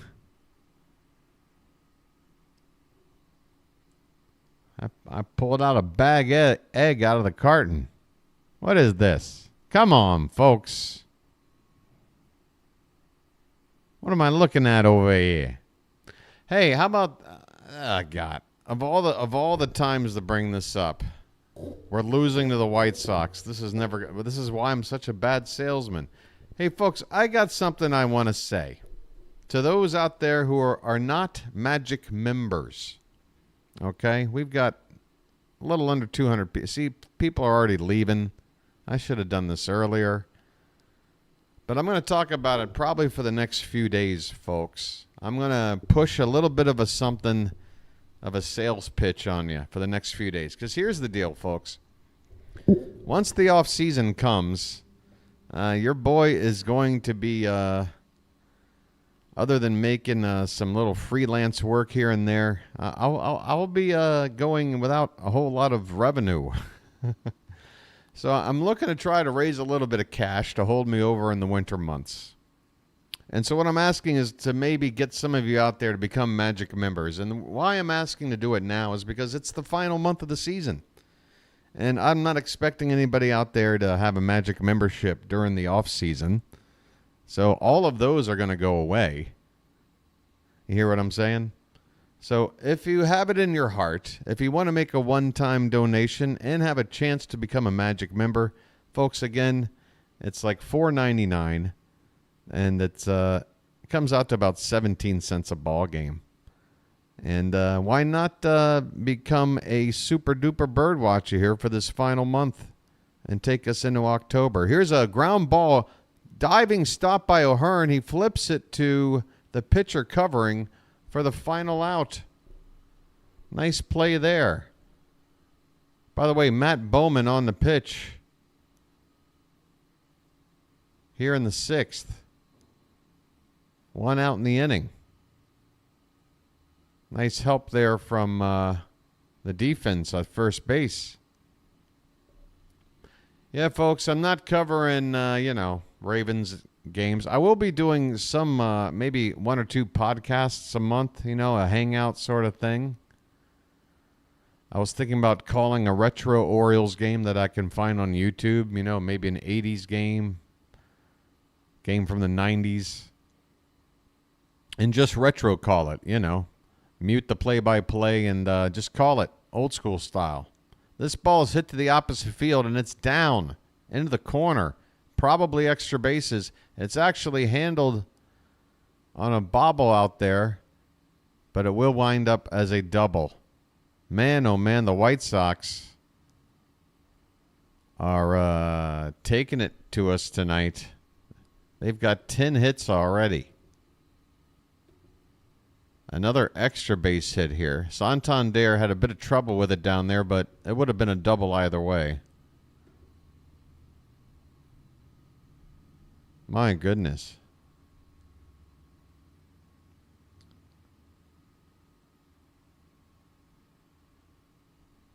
One out runner at second base. Here's a cutter above the zone for ball one to Nicky Lopez, who's already 2 for 2 tonight, plus a walk. He's reached all 3 times. 10 hits and 2 walks in 5 innings and a third for this White Sox offense. As this pitch is fouled away, 1 ball and 1 strike. So, folks, as I can see, you know, sales pitching this idea of becoming a Magic member for those who aren't. It's failing miserably. But, you know, just think about it. Here is a ground ball through the hole on the left side, a base hit, and they're going to hold the runner at third. It is first and third now, 1 out, 6-1 White Sox. And it looks like people are going to just check out instead. All right. Again, I picked the perfect time to bring that up. I've never been a good businessman. All right. First and third, Luis Robert is up again. He's 2 for 3 with a pair of doubles. Good grief. 6-1 White Sox. Pitch from Bowman is swung on. This could be 2. Gunner flips to second. Holiday to first. A high throw, and the runner is safe, which allows another run to score. Holiday throws it high, and I guess O'Hearn could not keep the foot on the bag. Damn it, Holiday. Yep, he had to come off the bag to catch it. Does it come back down in time, though? Oh, wait. No, he's out. He's out. He's out. Challenge this. I'm still mad at Jackson for a bad throw. But Ryan O'Hearn gets that toe back down before Robert touches the bag. And there is a challenge. And we should be winning it. It says 7-1, folks, but a run is about to be taken off the board here. And the inning is going to be over.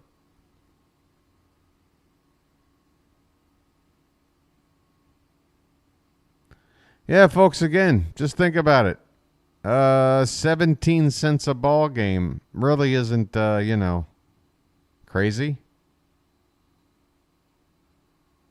$5 is what? 1 movie theater at a like 2 o'clock showing? Or is it even that cheap anymore? I don't know. I haven't been to a movie over there in a long time. All right, he's out, right? Put your fist up. There you go. Inning over, folks. We win the challenge. Holiday with a bad throw, but O'Hearn able to get the foot back down in time for the double play, which means I should be hitting this button.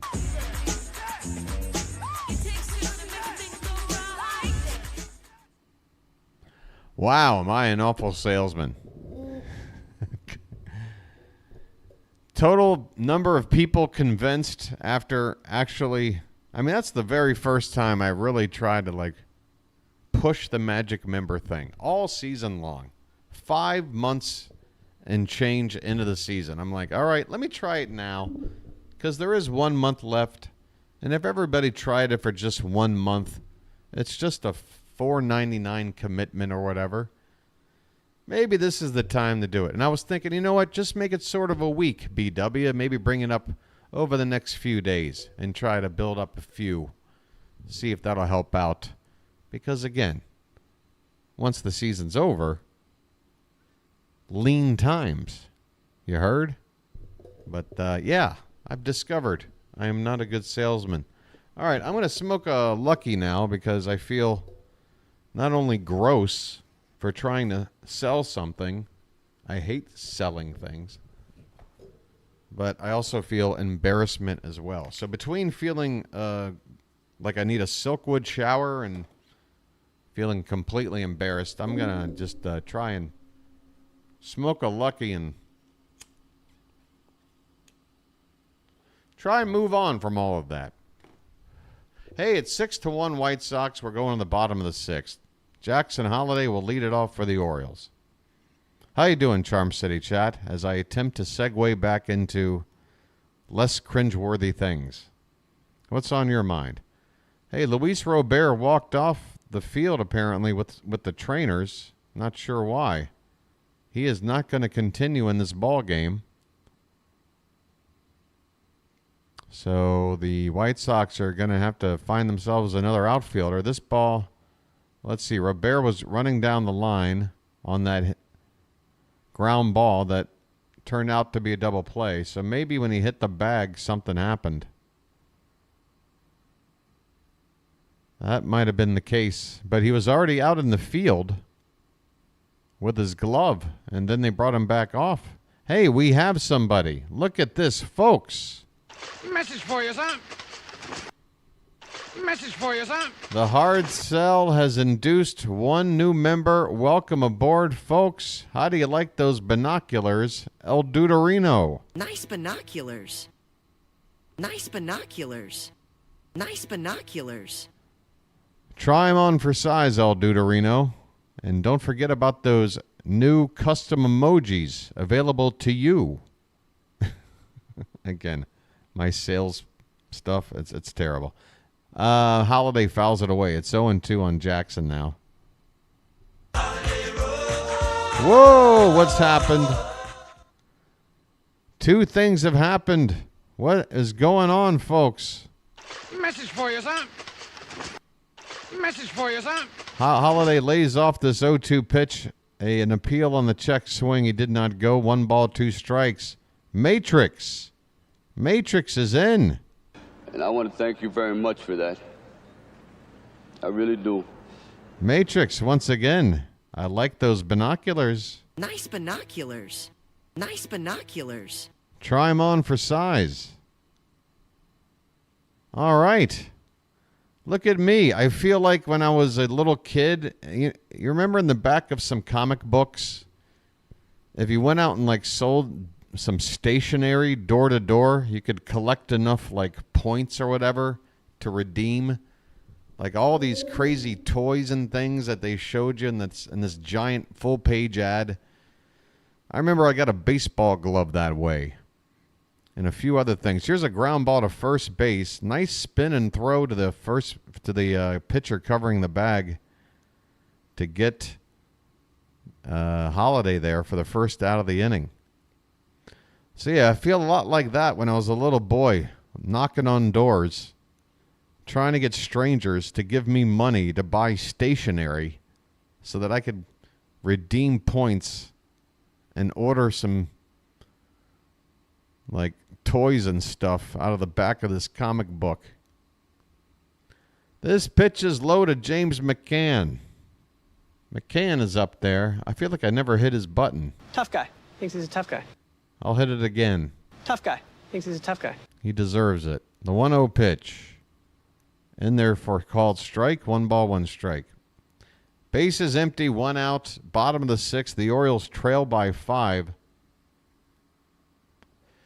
Cannon is on the verge of going 6 innings. This is pitch number 80 of the night. It's low.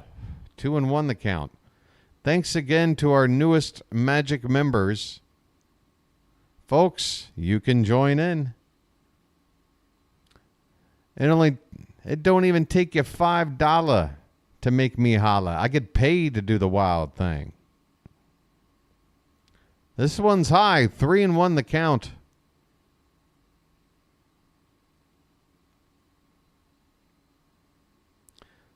I bet you some of you out there can right now just right now, take a look. Rip off a few of those couch cushions. Maybe reach in there in the crevices of your lazy boy. Maybe look between the seats of your car. You might have $4.99 right there. It might be just sitting right there. You didn't even know. Maybe go through some your closet there, some of your wardrobe. Go through some of those shirt pockets that you haven't worn in a long time. Sometimes I find a 20 that way. We got a full count on James McCann. I feel gross. 1 out, nobody on.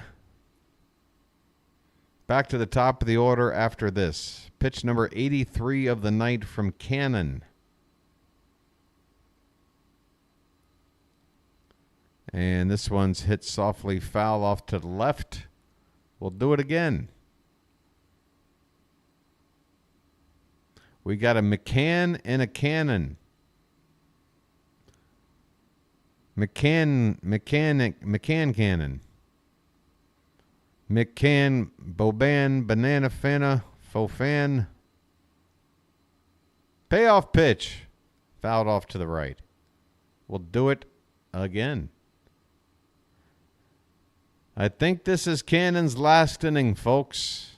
So let's hope this White Sox bullpen isn't nearly effective as this guy's been. Pitch. Called strike 3 on the outside corner. McCann is hopping mad. Literally hopping mad after that call.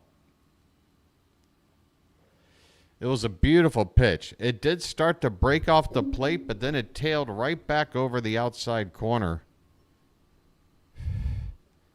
That's probably the best pitch of the night from Cannon. 2 down, bases empty. Gunnar Henderson, who led off the game with a home run, and we've done zilch since. His name's Gunnar, and he's dating my mom. Gunnar 2 for 2. He's also got a single. This one's hit on the ground and through on the left side, a base hit. Gunnar is 3 for 3. All right, folks. Here's the deal. If we don't come back and win this ball game, there is one positive thing going on right now, and that is Gunnar Henderson looks like he's got his stroke back. He's got a home run stroke. He's got a line drive to the opposite field stroke, and that third hit he had earlier was a ground ball, hit 109 miles an hour. Gunnar is squaring up this guy when no one else can. He's now got 3 of the Orioles' 5 hits. Rutschman has 1 of the other 2, and he's got a 1-0 count right here. 2 down, 1 on for Adley. Let the clutch out gently, okay? Oh, how about an uppercut swing that works and make it a 6-3 game here? This pitch is outside. 2-0 the count. I mean, if you're going to keep doing it, go ahead and do it here, and let's see if it works. With 2 down and a runner at first. 2-0 pitch on the corner at the knees for a called strike. A lefty up for the White Sox, Fraser Ellard, who I think we saw in the first game of this series. Swing and a miss, a huge cut from Rutschman. And he misses. 2 balls, 2 strikes.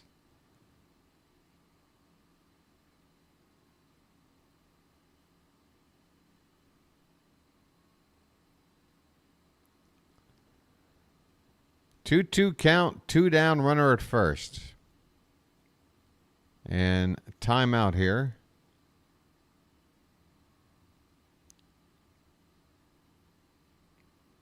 How would I celebrate if the Orioles win the World Series? Michael, oh my goodness. I'd probably start by crying for about 3 or 4 hours. Here is a swing fouled back behind the plate. I would go out on the town and party my ass off as soon as I was done crying. And then, I don't know. I'd probably spend the winter listening to all these games again and listening to the build-up to a World Series champion Orioles team.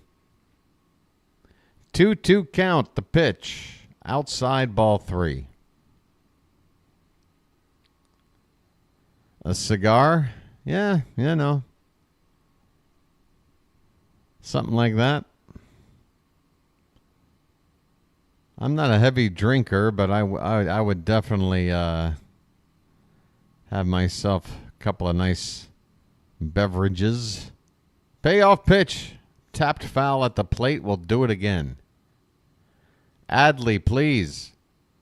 This is what I want to take from tonight if we can't win. Seeing Gunnar and Adley making good contact.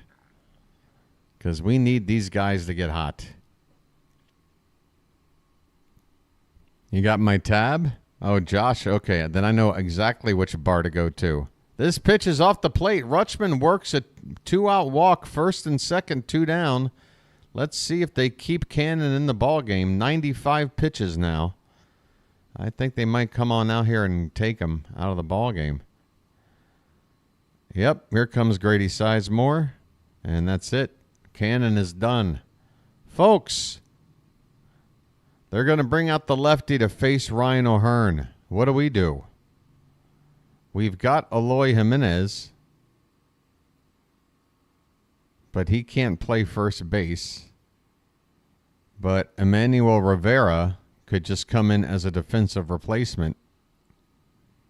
That's what I'd be doing. I would pinch hit. I would counter this move. O'Hearn 0 for 2 so far tonight.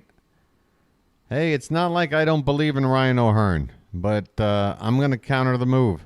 Give me Eloy Jimenez. We need a big hit right here, man.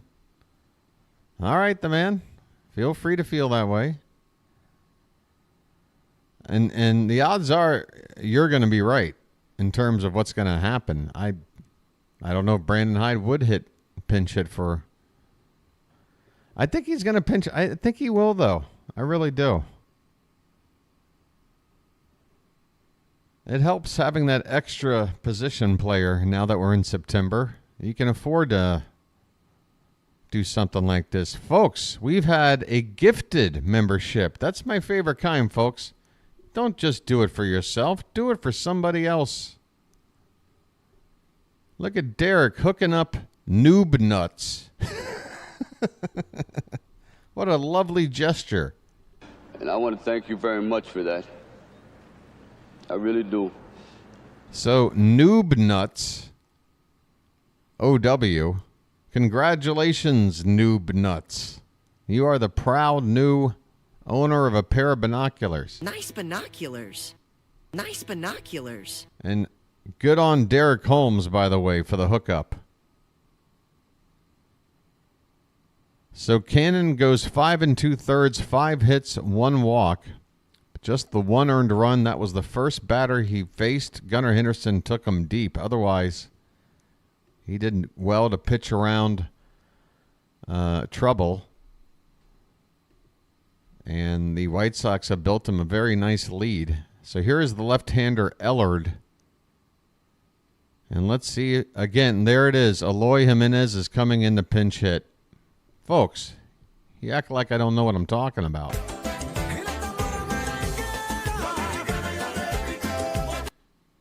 It's a big spot, folks. There's 2 on. Righty versus lefty now. Here's the pitch. Taken up and away for ball 1. All right, the man. What are we thinking? You're a screaming no about this. I mean, this pitch is low and in. 2-0. 2-0.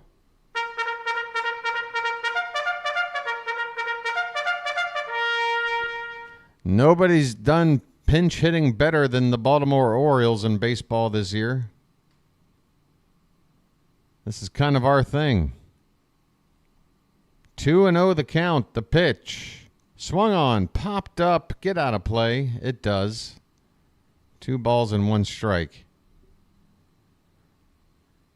2-1, folks.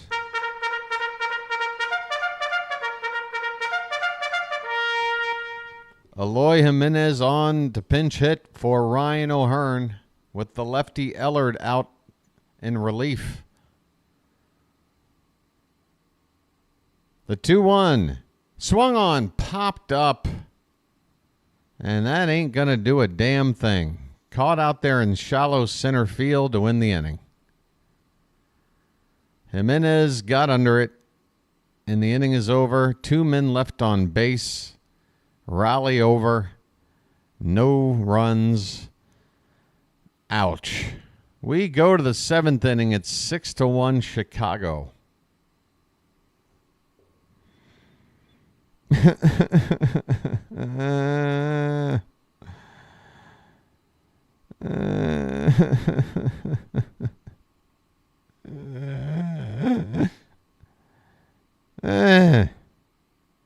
We've got half an inning more before the stretch.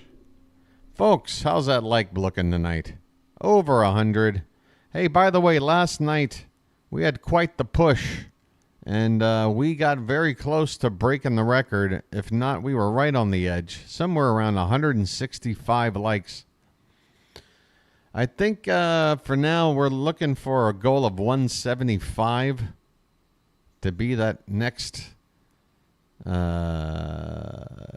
newest height. And then maybe by the time we get around to the playoffs, we're looking at 200 likes one of these nights. But folks, if you have not hit the like button yet, please do so. Let's keep that count moving up. Moving on up to the east side. Hey, Derek Holmes coming in with a message. Message for you, son. Message for you, son. Derek Holmes being double generous tonight. Not only gifting a membership to a random BirdWatcher out there, but also throwing your boy a couple of bucks so you can go out there and get a fresh latte instead of drinking this now tepid coffee. Thank you so much, Derek. Folks, smack that like for Derek. Folks, we're going to pass over 3,000 views tonight. By the way, the last report, well over 100,000. Because of some recent high attendance games, the average just keeps on climbing, folks. Gregory Soto is out in relief now for the Orioles with Andrew Benintendi at the plate. So the 3, 4, 5 hitters, the 3 and 5 hitters, Benintendi and Sheets, left-handed, probably the 2 most dangerous lefty bats in the lineup, so this is why you go with the lefty here. Soto, this ball's hit to left center, and it's going to be caught out there by, is it Cowser? Okay, just making sure he's still in the ball game. By the way, into the ball game as expected with O'Hearn lifted for a pinch hitter. Emmanuel Rivera taking over at first base. Oh, I should refresh the game, eh? Let's see. What time did it start? Yeah, you're right. I got about 5 minutes. Let's try to sneak through this inning. This pitch is called a strike on the outside corner to Andrew Vaughn. 1 for 3 tonight with a home run. Solo shot back in the 4th. Next pitch. Had the plate, but just a touch low. Although I've seen that pitch called a strike tonight. Not here, though. 1-1 the count. 6 runs on 11 hits for the White Sox. Just 1 run on 5 hits for Baltimore.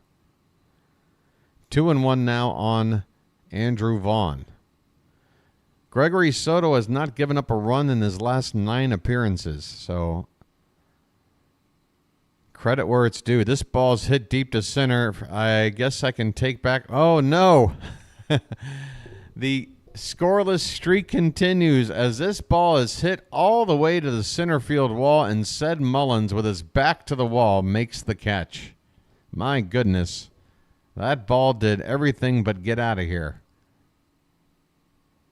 That is a loud out number 2. By the way, that was Corey Julk's pinch hitting for Luis Robert. Forgive me for not even talking about it, but of course, Robert... Or no, that was Vaughn. What am I talking about? Benintendi, Vaughn, Sheets. That was earlier. Julks came in for Robert. Vaughn with that fly ball out deep. Gavin Sheets at the plate. 1-0 pitch is a called strike. Yeah, I scare you sometimes, I know. It's all right. It's a carnival ride, folks. It's supposed to be a little bit scary. This pitch is off the plate. 2 balls and 1 strike, 2 down, nobody on. Albert Suarez got rocked in the 4th and 5th innings, a 3-spot and a 2-spot. And here's a ground ball base hit in the right field. So it's not going to be a clean inning here for Soto. He gives up a 2-out hit to a lefty batter.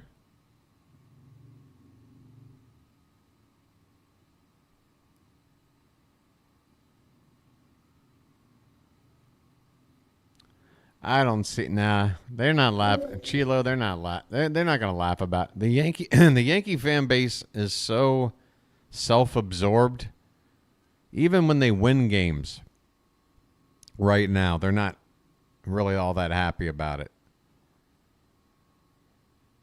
Man, the Yankee fan base. I tell you what.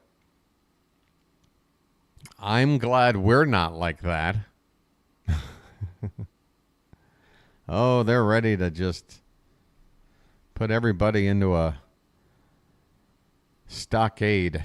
This pitch is hit in the right center field. Going back on it is Mullins toward the gap. He makes the catch, and the inning is over.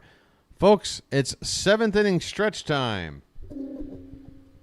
The Rob Peel 7th inning stretch is here, folks. In memory of Rob Peel, we have a little tradition here. That's right. I'm sure you've heard of it, even though it makes absolutely no sense. This is the time of the ball game where I like to throw some cakes on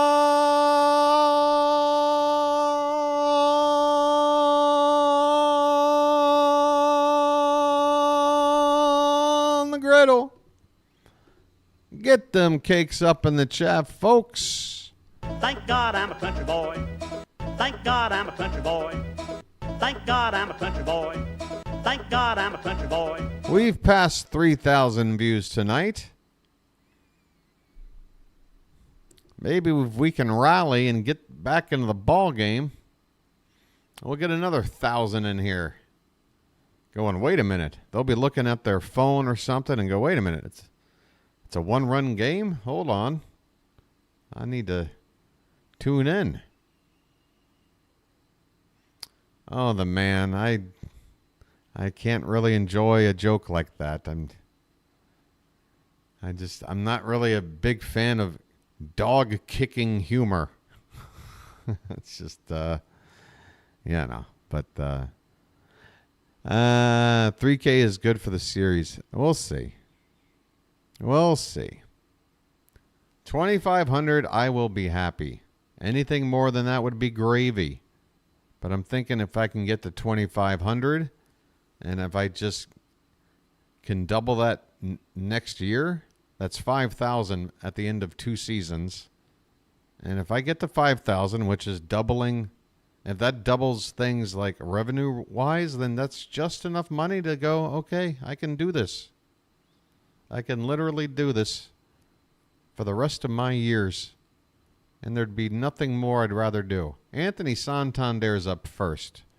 Let's see what happens. First pitch is up and away, ball 1. That's not a tater tot, that's a tater giant. Hey, the Rangers with an early lead in the first. There's some good news. That pitch is inside, 2-0. Folks, we got that starter out of the game. You never know. Tony's at the plate. You never know. It's the White Sox. That pitch is high. 3-0, and oh crap, the 2-hour mark. I had the commercial to do it. Janet told me. And I'm like, I got this, Janet. I'm just going to wait until the commercial break. And then what do I do? 3-1 the count now on Santander. The pitch. Fouled away 3-2. Come on, Tony.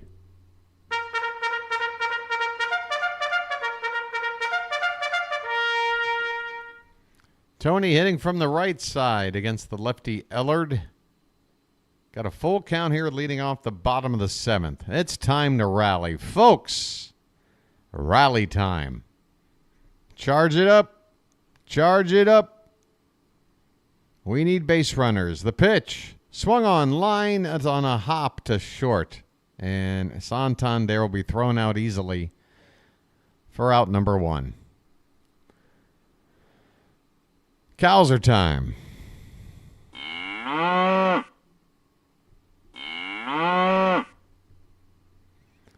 Come on, folks. Folks, if we can rally back and win this game, I got a promise for everybody listening right now. Hey, everybody, we're all going to get laid. That is a BW promise. This pitch is a called strike on the outside edge.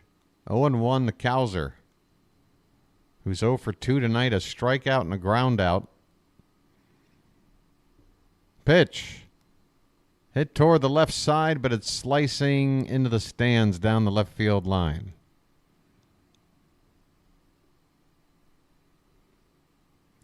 The Orioles have an off day tomorrow in the middle of this 6-game homestand. And then coming in the following night. Whoa, that one's up and in on Cowser. He stares the pitcher down for a moment. 1-2 the count. Look out. The Rays will be coming into town the day after tomorrow for a 3-game series. And folks, right now we do not have a scheduled starter for that first game because that's Dean Kramer's turn in the rotation. Kramer's not on the injured list. Wow, Cowser took a 4-seam fastball right down the middle for strike 3. I mean, that was thrown straight right down the middle. I mean, how are you not offering to just protect on a pitch like that? That is a head scratcher right there. 2 down, nobody on for Ced Mullins. And he takes outside for ball 1. Man, oh Shevitz.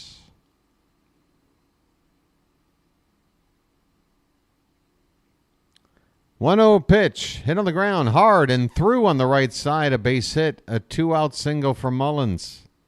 Man, though, we need to get these rallies started sooner. Can we get anything here in the 7th? A 2-out knock by Mullins. So a base hit for the bum, who's now got 2 hits today. 2 more hits for the bum, folks. I think ever since he's been called a bum in my chat, he's been hitting about 350. Kobe Mayo at the plate. And he takes one low. Folks, how about a Mayo home run? Just get it all on there. Just spread it out. I know we want to keep the line moving, but boy, wouldn't that get us excited to see Kobe Mayo hit his first major league bomb and watch it go about 470 feet somewhere? I'll take that. 1-0 pitch is hit on the ground. That's not going to be a homer. That's going to be a ground out to win the inning. Mayo grounds out the third base, and the 7th inning is over. The Orioles leave another man on. What are you laughing about? We head to the 8th. We're down 5 to the awful, awful Chicago White Sox. Folks, what are you going to do? Huh? Who the hell is this Cannon guy?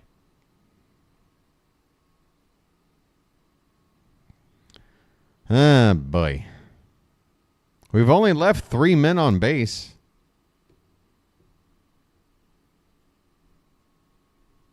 How's that? Oh, that's right. Because of the double plays. So there you go. Hey, folks, that's how we don't leave runners on base. We hit into double plays, you see? There's a way around it. Silver linings.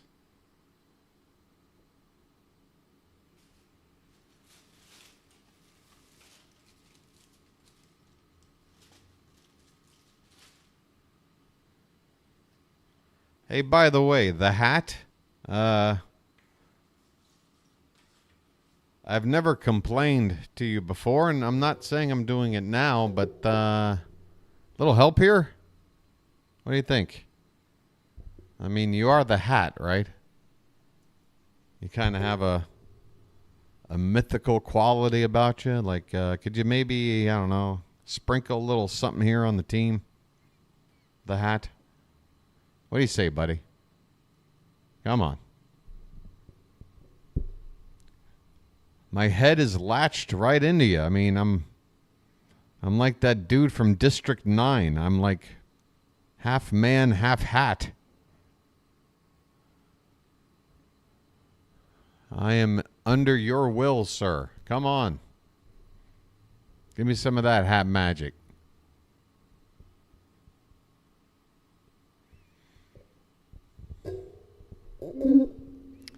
Some fairy dust? Well, maybe, I don't know. I've got a little nug of kind bud here. Maybe I can sprinkle a little bit of kind bud dust on top of the hat. Birch Smith is on the pitch. Top of the 8th.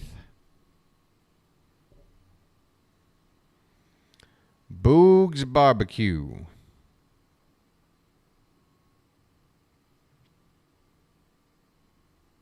Time is something else. I mean, that barbecue place has been open for 30 years. And that is a longer stretch of time than the entire playing career and leading up to the opening of that barbecue pit for Boog Pal. Dominic Fletcher at the plate, 0-1 pitch, is a curveball low. 1 ball, 1 strike. Fletcher hit his first home run of the season. One of 2 White Sox players in the lineup to get their first homer of the season in September off of Albert Suarez. I think that odd outcome of tonight's ballgame kind of lets you know that maybe tonight's just not our night. I don't know, but I still believe with a 5-run, I mean, this is the White Sox. You can't, this is a Yogi Berra situation. You know, it ain't over till it's over with a team like this. This pitch is fouled off the screen off to the left. 2-2 the count on Fletcher, leading off the top of the 8th. Baltimore fans are loyal, as we should be.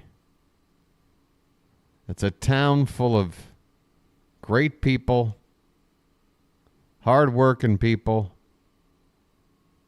eccentric, weird people, and I love them for it. This pitch is fouled away. We got our own way of doing things.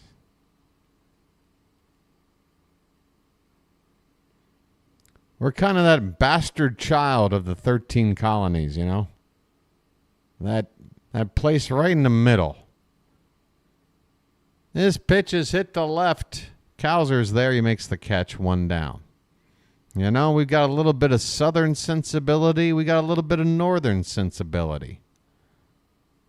We got the best of both worlds. And we left out the worst of both worlds. That's what makes us the best. Maryland. My Maryland. The despot's heel is on thy shore.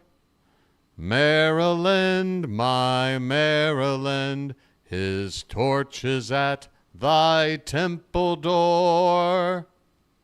Maryland, my Maryland. Hey, this ball's hit in the right, and it's in the corner, and it's foul. Oh, that was almost at least a double, as that ball was bouncing around there like a pinball down in that right field corner. Folks, let's do this for Lord Baltimore.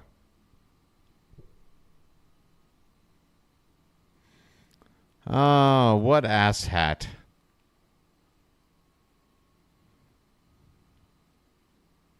Hard-working and partying. And you know what, Frank? That's why I like it out over here, because that part of people is out here too.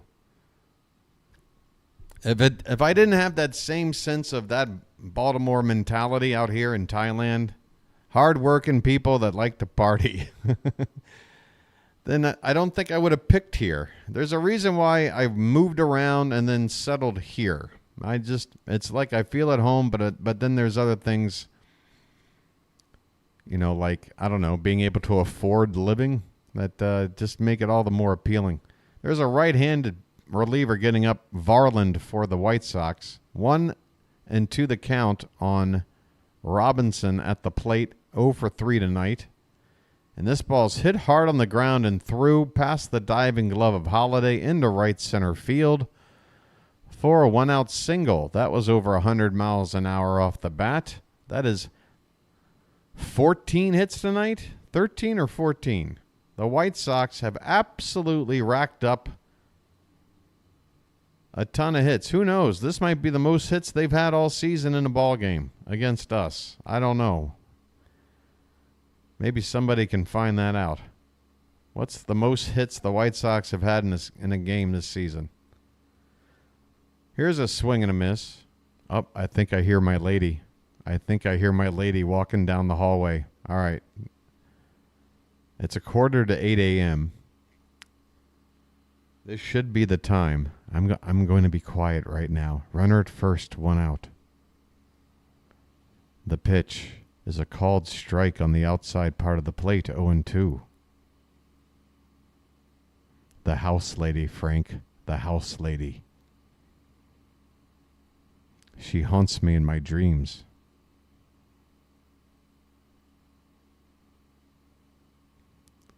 When I hear those footsteps, everything clinches. Here's a foul ball. It's still 0-2. Amaya at the plate. Runner at first, 1 out, top of the 8th.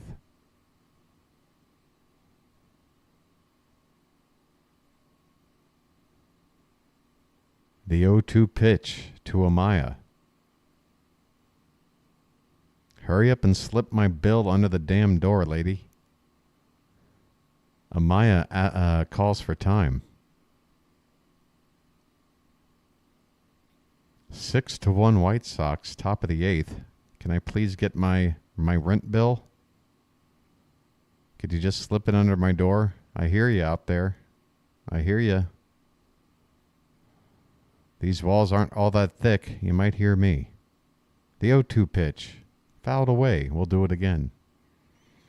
Thank you for tuning in to the Orioles BirdWatcher channel.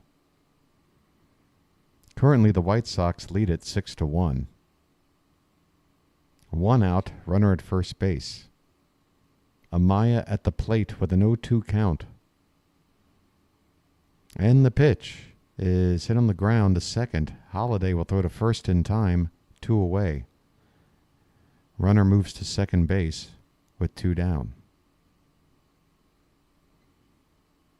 By the way, tonight's ball game brought to you by Dickens Cider.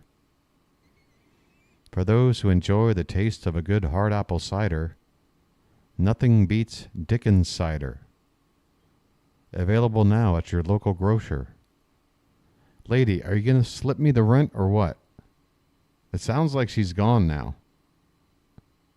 This pitch is fouled away. All right. Where the hell is my rent? Maybe it'll come tomorrow morning. I don't know. Prolly. Prolly is my favorite word ever.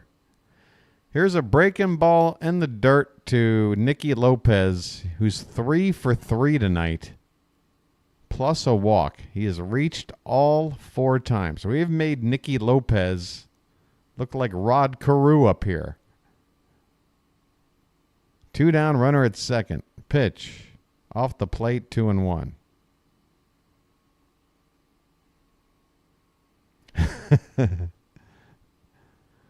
Probably. Yeah, probably. But it's only probably. It's not defi, right? It's not defi, which is short for definitely.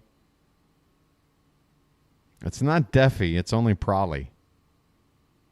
Here's a foul ball off to the right. 2-2 the count on Lopez.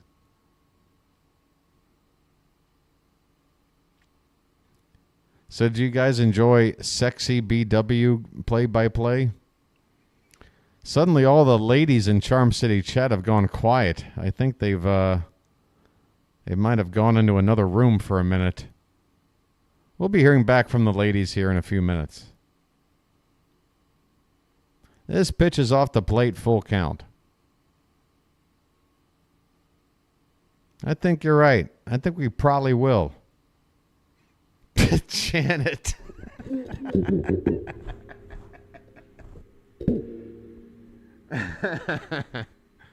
Grounded to first. Rivera beats the runner to the bag to end the inning. Bottom of the 8th coming up. Janet is in the splash zone right now.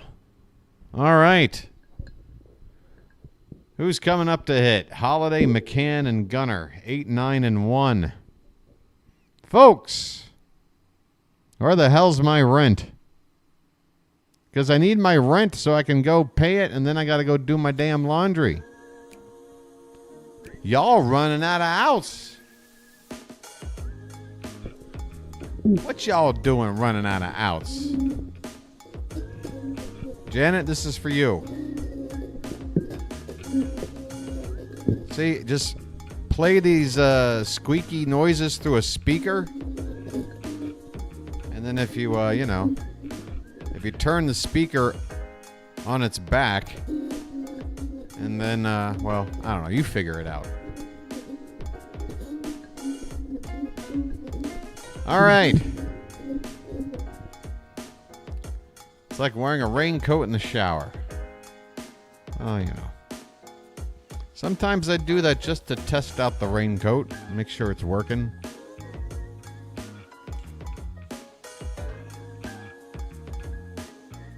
Sometimes I don't get my bill to the 6th. I guess that's what's happening today. Yes, Janet, you know exactly what I'm talking about. Hey, it's Janet Jameson, everybody. Talk about a great mod. I have the pleasure of having Janet Jameson in the house. All right. Okay, Rod.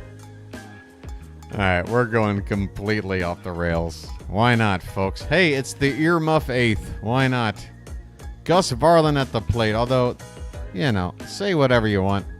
I said at the plate. Gus Varland on the mound. Excuse me. Jackson Holiday at the plate. First pitch is low, and that looked like it caught the bottom of the zone, but hey. I smell a rally. I just do. I just refuse to believe we're going to get beat like this. Come on now. God, Jackson, swinging at garbage. Ahead 1-0 and chases one that started low and finished lower. Holiday 0 for 2 tonight, a pair of groundouts. And he takes a pitch here for a strike. Swing at the ball, take the strike.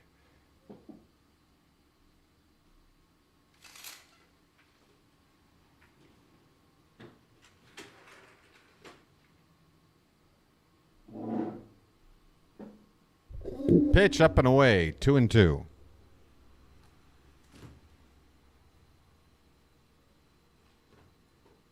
Oh, wow.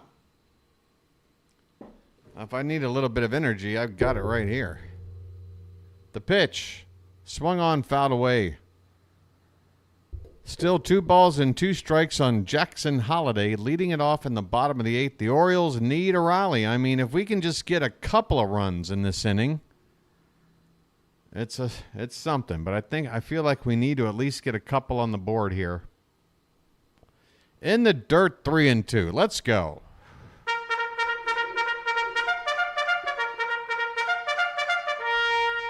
Any way you can, Jackson. Get on base any way you can.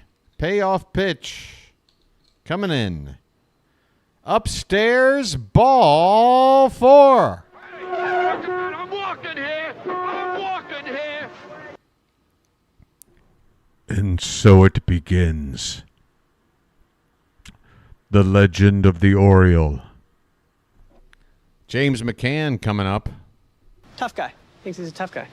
The Rangers have added on. It's now 2-0 going into the third inning. The Yankees are losing. Loser.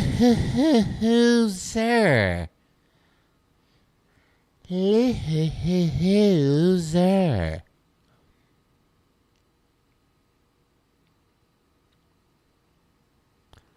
All righty then. We've got James McCann at the plate. 1 on, nobody out. If McCann can keep the line moving, oh, how good that would be. Top of the order coming up next. Just don't hit into a rally killer. That's... God damn, this thing's squeaky tonight. That's what she said.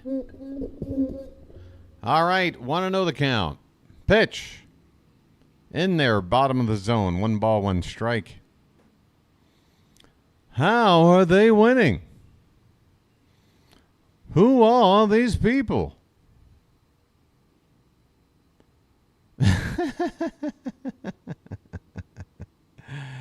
That's right. Charm City, folks. This pitch is fouled away.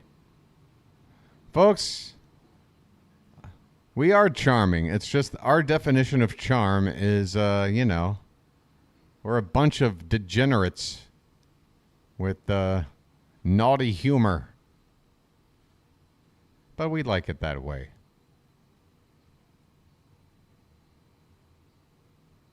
1-2 the count. The pitch. Swung on. He got a piece. It's fouled off to the left.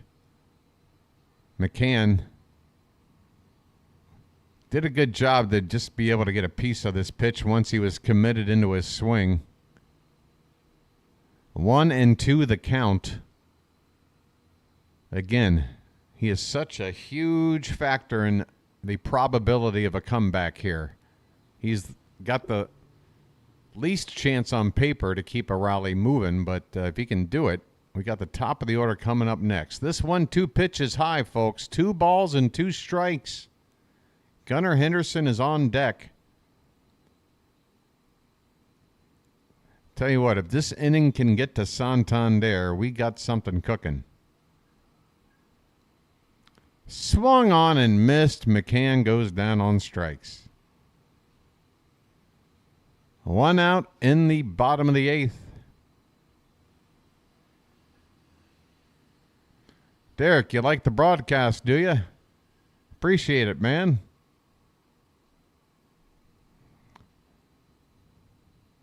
Hey, raise your hand if you enjoy the BirdWatcher channel. I do. This pitch is off the plate to... Is that Holiday? Oh, that's Gunnar. What am I looking at? His name's Gunnar, and he's dating my mom. Folks, Gunnar Henderson tonight, 3 for 3 with that home run in the first. Going for a 4-hit night. Takes a pitch for a called strike. Inside corner at the knees. 1-1 the count. Now we got to keep this line moving. Back to the top of the order. 1-1 pitch. Swung on, fouled back, right behind home plate. The ball rolls halfway back to the batting circle there. 1-2 the count now.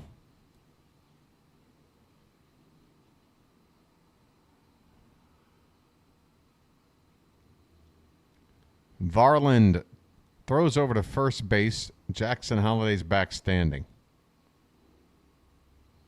Don't think Jackson's going to try and take off here down 5. Varland probably just wanted to keep him a little bit closer. 1-2 the count. Gunnar Henderson needs to keep it moving. 3 for 3 tonight. He's the best candidate to do it. Keep it moving. From the stretch, here comes the pitch. And that is called strike 3 on the bottom of the zone. My goodness, 2 down. Oh, my goodness. Adley Rutschman is next. Let the clutch out gently, okay?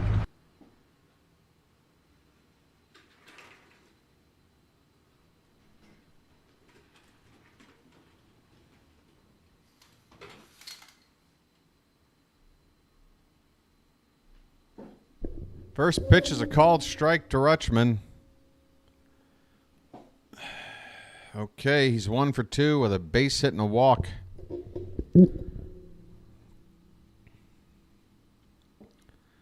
This pitch is low and away. 1-1 the count. We need something out of the inning.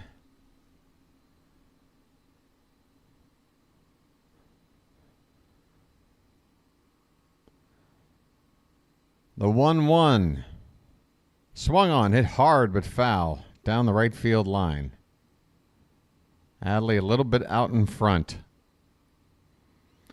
Hi, BW. It's been a while since I've been on your live stream. Just wanted to say to Demand from Thailand, your stream still rocks. I admit I'm not an O's fan, but you're entertaining as hell and becoming a name. Well, thank you, Damien. Becoming a name. Like notoriously or? And I want to thank you very much for that. I really do. This pitch gets away, and Holiday's going to move up to second base. All right, a base hit gets us a run. With a 2-2 count now on Rutschman. I mean, you know, a lot of people out there have made a name for themselves, like the Hawk Tua girl. The notorious BWG. All right, I like it. I like it. 2-2 on Rutschman. Let's go. Pitch. And he somehow fouls this one away. That looked like he was using a sand wedge, trying to get out of a trap. But Adley stays alive. It's still 2-2. Runner at second, 2 down. The pitch. Swung on and missed. And did the side strike out? Did everybody strike out in that inning? Good grief. 1 runner left on base. The Orioles get nothing in the 8th. We head to the 9th, down 5. It's not looking good, folks. It is not looking good. The odds are we're going to wind up taking 2 out of 3 from the White Sox, which is the bare minimum. We're not... It's the least enjoyable series win of the season.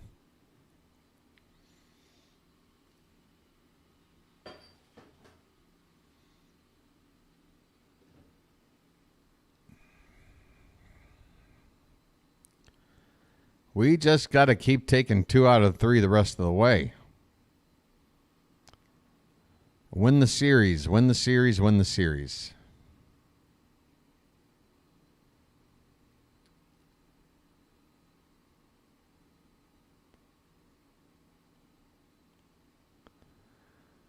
Yeah, Janet, what kind of streak are you on?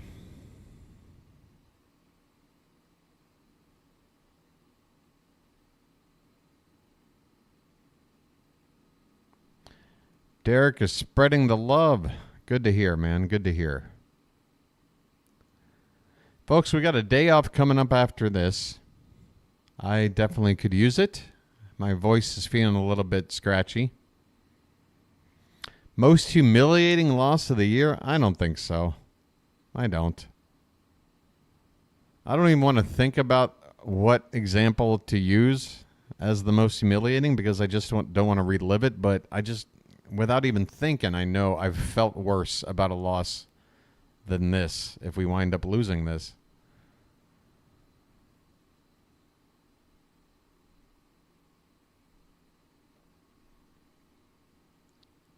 Is it still only the bottom of the second, Edward? I thought they were at least into the third inning already.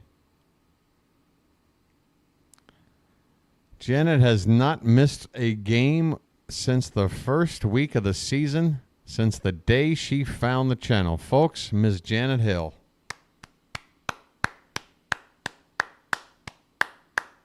Corey Jolks at the plate. Cionel Perez is on to pitch the ninth inning, and the first pitch is fouled at the plate off of James McCann, who's going to get a minute to collect himself. That's where this ball hit right off his inner right thigh. On the upper thigh, at least it didn't get him in the old family jewels.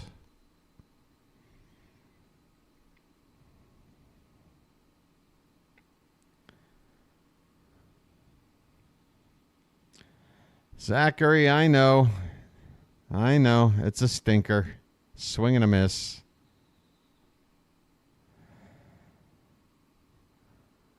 Oh, come on now, folks. Let's hang in. Let's hang in there. I believe we swept Chicago in Chicago earlier in the season, correct? Correct me if I'm wrong, but we played in Chicago earlier in the year and we swept. So if we're saying on the season we're taking 5 out of 6 from the White Sox, that's actually a better winning percentage than they have, or than they're losing. You know what I'm saying? Like, they're not so bad that they're losing 5 out of every 6. It's more like losing 4 out of every 6, 2 out of every 3. So yeah, if we wind up 5-1 against Chicago, well, oh well, we didn't go 6-0.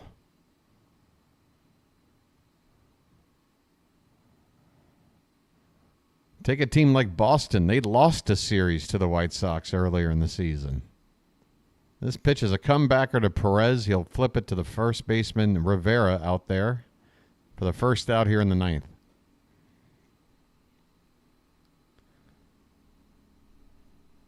I mean, again, what are you going to do when 2 home runs by the White Sox tonight from guys that had not hit a home run all season long? And then a pitcher, once again, we wind up facing a no-name pitcher who winds up being very effective. Here's a slider for a called strike to Andrew Benintendi up there. 0 for 3 so far tonight. 1 out, nobody on in the top of the ninth. Next pitch from Perez is a slider low and away. Hey, folks, we're 9 away from 150 likes. Let's get there. 150.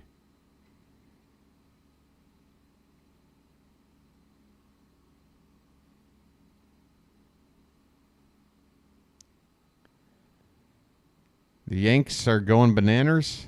Should we do some more hate watching tonight, folks? Because it really worked out well last night. Hate watching last night really worked out well. I sat there and watched the Rangers come back and walk off a grand slam. It was beautiful. 1-2 the count on Benintendi. Pitch popped up. Left side. Mayo takes a look, but it's in the stands.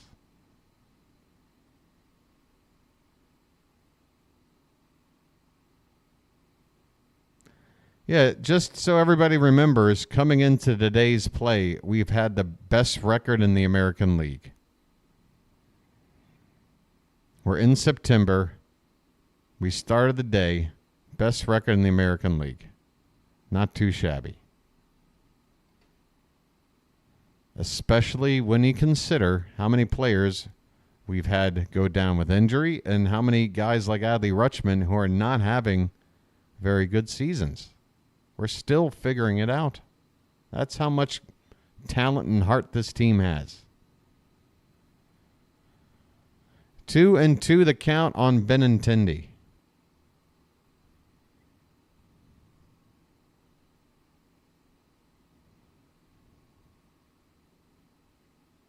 The pitch. Whoa, that one got away from Perez all the way to the backstop. Full count. There's still some diehard Oriole fans hanging out here in what has been a pretty low turnout with the crowd. Folks, you got to keep that in mind, too. I mean, this is not an excuse.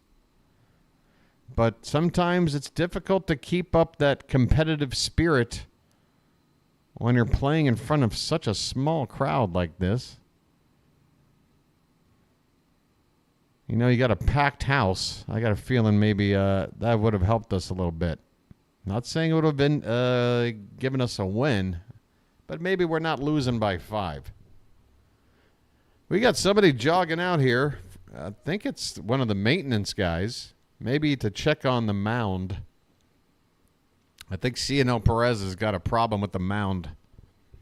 He's standing there with his hands on his hips, and here comes some more guys with rakes and a bucket. And we're going to have some mound manicuring going on here in the 9th inning.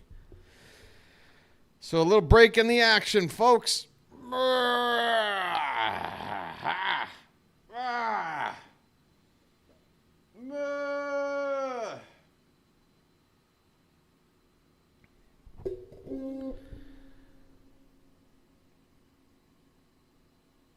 Hey, Jeffrey, I have had NYY Underground come into my stream before, and I used to hang out semi-regularly during the first couple of months of the season on his channel, whenever the Yankees were on and the Orioles were not.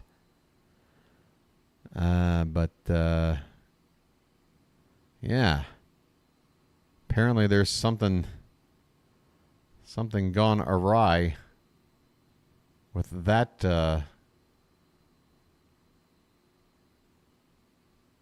with that relationship. I don't know.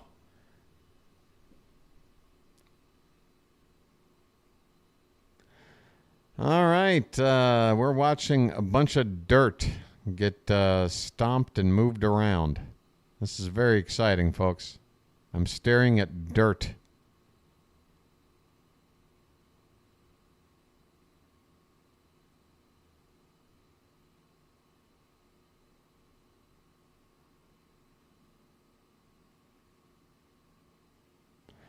Cionel Perez is now taking a couple of warm-up pitches to see if the mound is now to his liking. You could take a little bit off the top. Can you get the neck, too? Can you trim the neckline? Get it nice and tight. All right. It takes 3 people. One guy with a rake, one guy with a stomping device, and then some lady with nothing at all. What's her job? What's the lady's job in all this? This isn't a sexist remark, by the way. It's just a genuine question. What the hell was her role in all this? Supervisor? Really? Like she's there to offer her expert. I mean, well then pick up the rake and do it if you know better. I don't think we need somebody out there just standing there watching. What is this, like a construction site on the highway? One manhole with 9 guys around staring at it?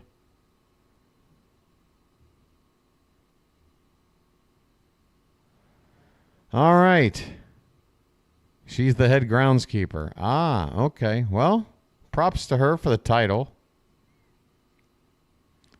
Again, though, I find it a little bit odd.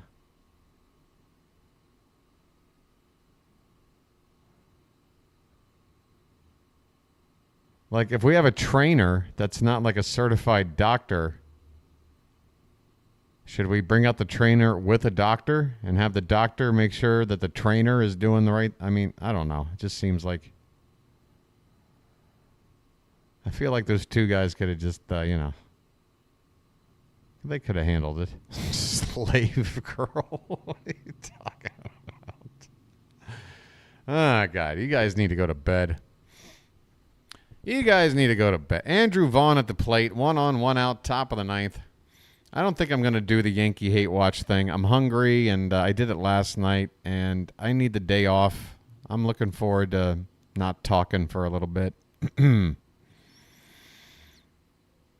Please do not collaborate with anyone. I mean, what do you mean? This one's hit on the ground. Base hit to right field for Vaughn. First and second now went away. Perez has given up a couple of base runners here in the ninth. A walk and a hit. You know, I've already got a couple of colleagues out there doing play-by-play for other teams, and we've been on each other's channel. If there's a good reason to do a collab with somebody, that's not something I want to completely leave off the table. Here's a swing and a miss by Gavin Sheets, who's 2 for 4 tonight, a couple of singles. One out, first and second. I can't, but at the same time, I'm not actively looking to collab with anybody about anything. I don't have any ideas or anything. This pitch is low, 1 ball and 1 strike. Yep, we look like we're going to be losing to the White Sox. We're going to go 5-1 against the Sox. I think that's okay. We'll live. Here's a called strike, 1-2 the count.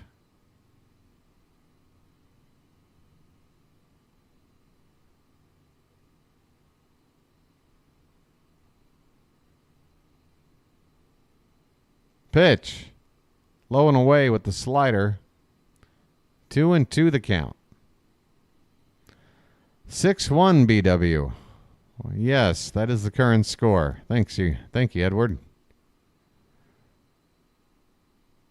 This pitch is inside. We need to come up with some BW merch for the channel.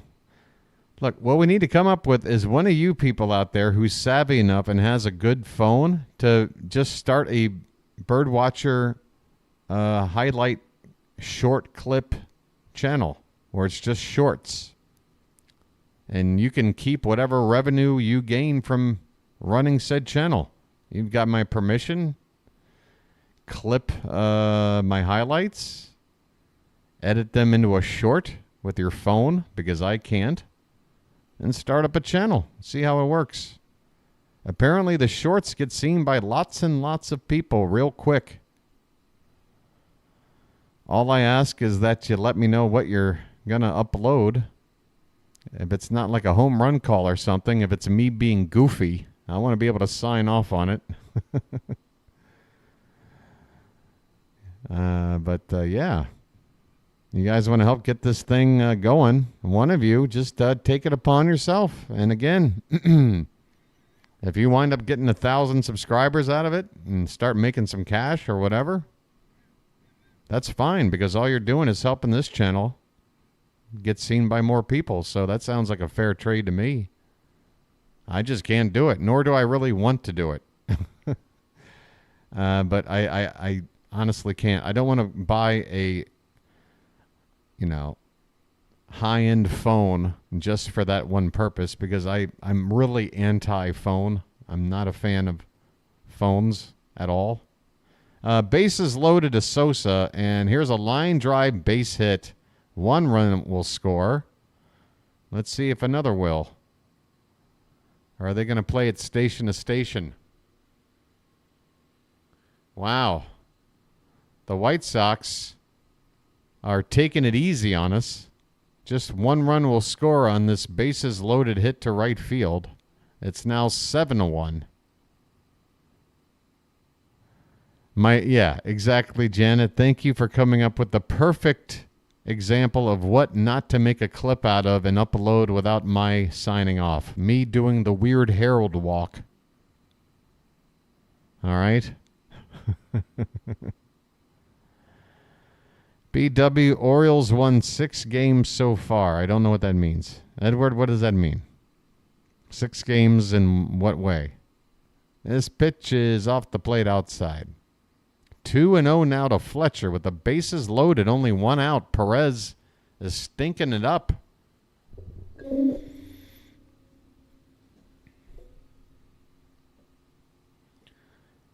This pitch is swung on and missed. Okay, 2-1 the count.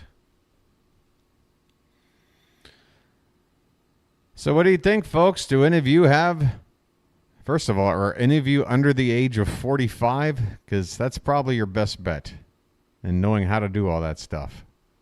This pitch is off the plate, but it's called a strike anyway. 2-2 the count. Bases loaded, 1 out. A run already in here for the White Sox.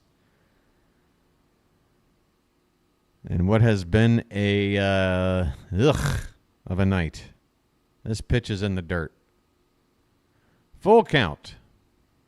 Janet, if you were to do it, I think that would be perfect if you knew how to figure it out, because if anybody deserves to make a little extra revenue out of this, it's you. I'm not saying you're going to get rich, but I tell you what, from what I hear, these YouTube shorts, you know, again, they're seen by way more eyeballs. That TikTok generation that just scrolls through short clips might be able to make a little cash. This ball's a nubber. Perez will pick it up near the first base bag and flip it in time to get the second out, but a run scores on the play. RBI ground out for Dominic Fletcher, and it's now 8-1 Chicago. We are losing to the White Sox by a touchdown. Janet, I think you can do it. I think you can do it.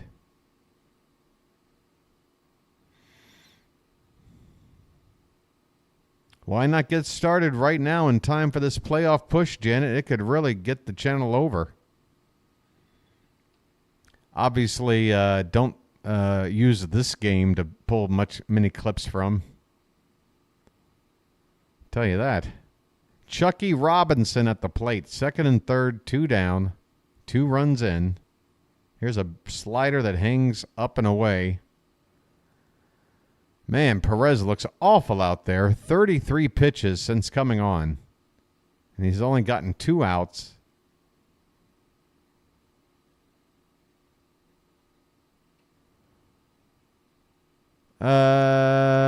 Edward, I don't think we played. Did we play the White Sox 7 times? Was that a 4-game sweep in Chicago? I think you might be right. A 4-game sweep in Chicago. That was a 4-game series. Okay. Well, then we've won 6 out of 7, folks. What do you want? Robinson strikes out to end the inning.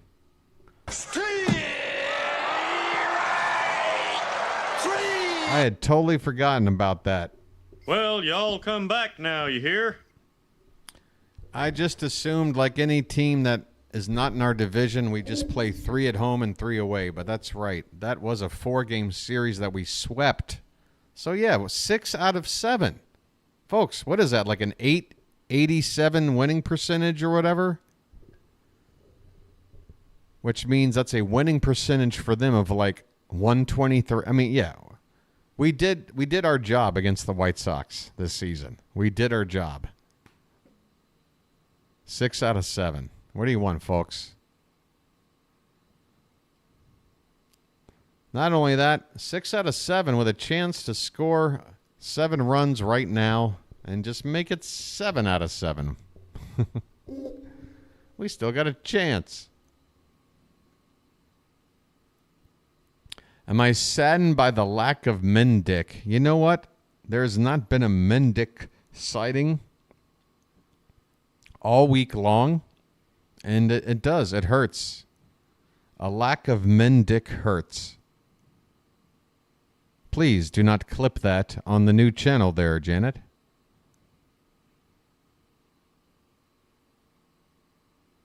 All right. So you're telling me there's a chance. Luke Luster. Nice one, Book Doc. See, there is other ways to add Luke to words. It's been a Luke Luster performance.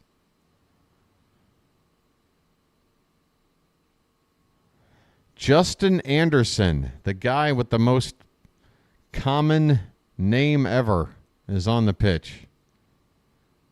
Man, in baseball, you really got to be good to stand out with a name like Justin Anderson. I feel like there's probably been 49 other Justin Andersons in baseball history. Who is this young kid walking up the hit? Who is this little snapper? Hey, it's Nick Maton. Where the hell did you come from? So there has been a transaction today. When did Nick get on the ball club? He's up there to hit. Hey, the Rangers are up now 3-0. First pitch to Maton, called a strike. It was off the plate. 90 games in the minors, 262 average, 16 homers, 57 driven in. Pitch. He goes after a cutter above the zone and fouls it away, 0-2. So Maton on the pinch hit here for Emmanuel Rivera, who came in to relieve another pinch hitter, Eloy Jimenez, who came on for Ryan O'Hearn. So 4 batters in this one spot in the order so far in the ball game. This pitch is high. And the count 1-2. Not something you see too often. Unless you're looking at a spring training game or something. The pitch. That's upstairs. 2 balls and 2 strikes. I don't know the man. I don't know. I don't know when he got called up. Was it September 1st or was it today? Or if so, who's not on the team now? I didn't see any transaction report. There is a swing and a miss. Maton strikes out. 4-0 Rangers now. 4-0 Rangers, folks. Had to be yesterday. But then what was the move?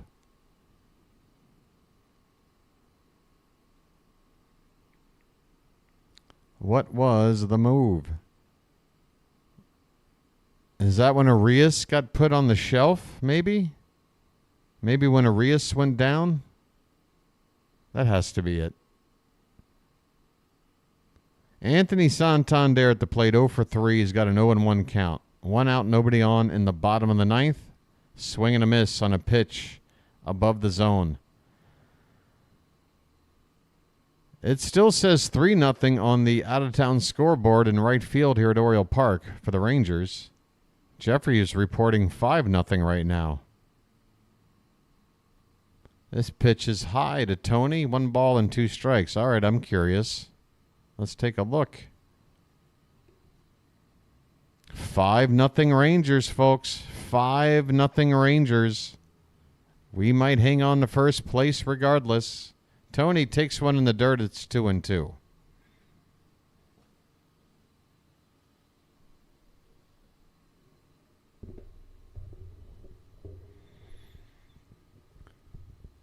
Two and 2 to Tony Taters.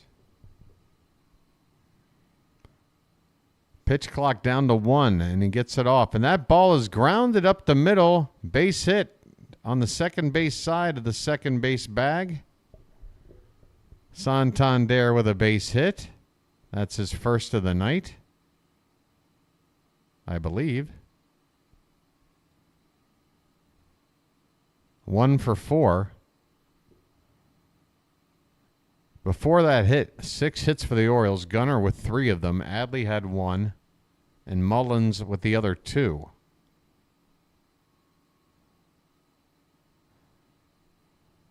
Yeah, but Forrest Wall, so he has been DFA'd already? We claimed him off of waivers from Florida. He was doing okay in limited action. I was actually going over his stats right before the ball game. Colton Cowser at the plate. He's got a 1-0 count.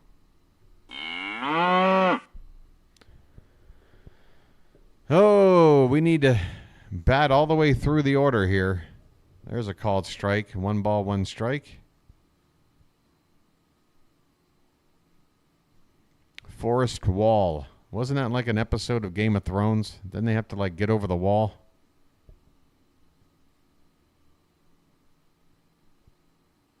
Up and in on Cowser. 2-1 the count.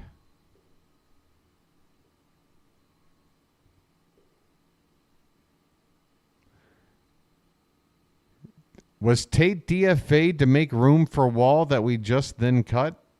Is that how it worked out? Please don't tell me that's how it worked out. Please don't tell me that is the sequence of events. We cut Tate to make room for Wall and the 40-man, and then we cut Wall after a week. This one's hit on the ground. Third baseman who's playing in the shortstop position is going to go to second for the force. That's all they'll get. 2 out now in the 9th. Cows are on with a fielder's choice. Yeah, I know he went to Toronto. Oh, that's right. That's right. Benuelos, the third catcher, was brought up. And I knew as soon as he was brought up that that was a limited time move. So that makes sense. Mullins at the plate. He fouls one down the right field line into the corner, foul. Yeah, if I had remembered that we had Benuelos on the active roster, that would have been an easy, third catcher. Didn't really understand why we had him up to begin with, but I knew it just had to be like a placeholder for something. So Nick Maton up for Benuelos.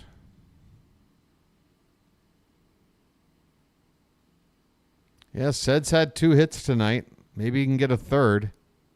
Well, not on that swing. Yikes. That was ugly. Cowser's at second base. Did he just take that on indifference? I think so. Or was he already there? No, he was there. No, he wasn't there. He beat out the fielder's choice. So, yeah. On second from indifference. 2 strikes. Final strike. This one's in the dirt. 2-2. We're down to our last breath, folks. Looking like we're going to drop the final game here against the White Sox. The 2-2 is swung on, hit on the ground, first base side, but foul. BW will tell you a secret. Click on the Baltimore logo, then click on the schedule, and it shows you the first half and second half of the season and all the scores. Edward, I use that all the time. I even show it on the screen. What do you mean? It's not a secret. That's exactly where I go to bring up the next pitching matchup for the next game and the start time and all that stuff. So I appreciate it, Edward, but I've already got you beat on that one. Full count on Mullins. And the pitch is high for ball 4. Hey, folks, this game isn't over. I'm walking here. I'm walking here. Mullins has reached base 3 times tonight. That bum has done more than most guys in this lineup tonight.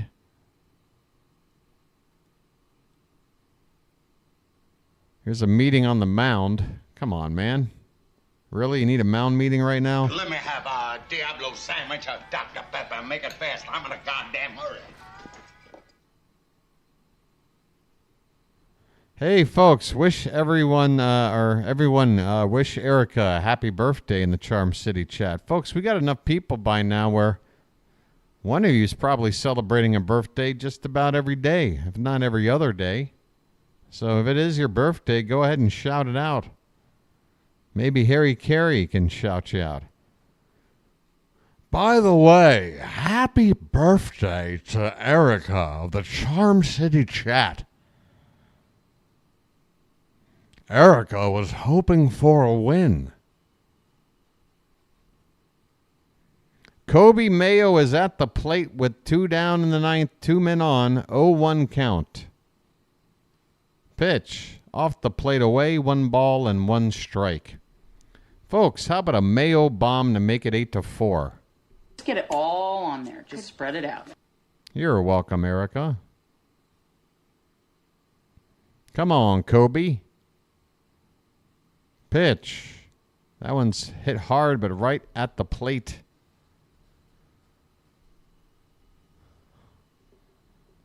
One ball and 2 strikes. 1 strike left. Come on, Mayo. Pitch. Up and in. Nearly got him on the arm. And the count is 2-2. Everybody's awesome in the Charm City chat. Hey, folks, do you understand how this chat works when we don't have a bunch of jerks showing up? No jerks tonight. There's a called strike 3. Mayo is out looking, and this ball game is over. The Orioles dropped the final game of this series against the White Sox. Yeah, you can call it embarrassing. I mean, a loss is a loss. Again, we take 6 out of 7 on the season against this White Sox team, which I would say is more than good, even as bad as the White Sox are. What do you want, 7 out of 7? We took 6 out of 7. And the Yankees right now are in good shape to lose, which means we're going to hang on the first place if that's the case. I can take this loss. Folks, a couple of facts. By the way, I'm going to begin every statement now with facts. The Orioles are going to the playoffs. Facts. Yeah, we lost today. We also started the day with the best record in the American League. Facts. We've got a lot of good players who are currently injured but coming back soon to make this team even stronger. Facts. We're going to have a much-needed day off tomorrow to give people some rest and get over this loss. Facts. We got the Rays coming into town this weekend. We're probably going to have a bigger crowd and a better playoff-like atmosphere. Facts. What else? I don't know, but those are all the facts. See? See? The bright side, folks. The bright side. The man is going to bed. Facts. All right. Let's take a look at tomorrow's matchup. See, again, this is how I do it. Who was bringing this up?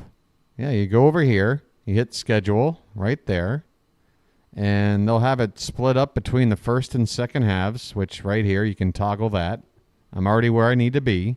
Here are all the results with all the winning and losing pitchers, and if there was a save, you know that too.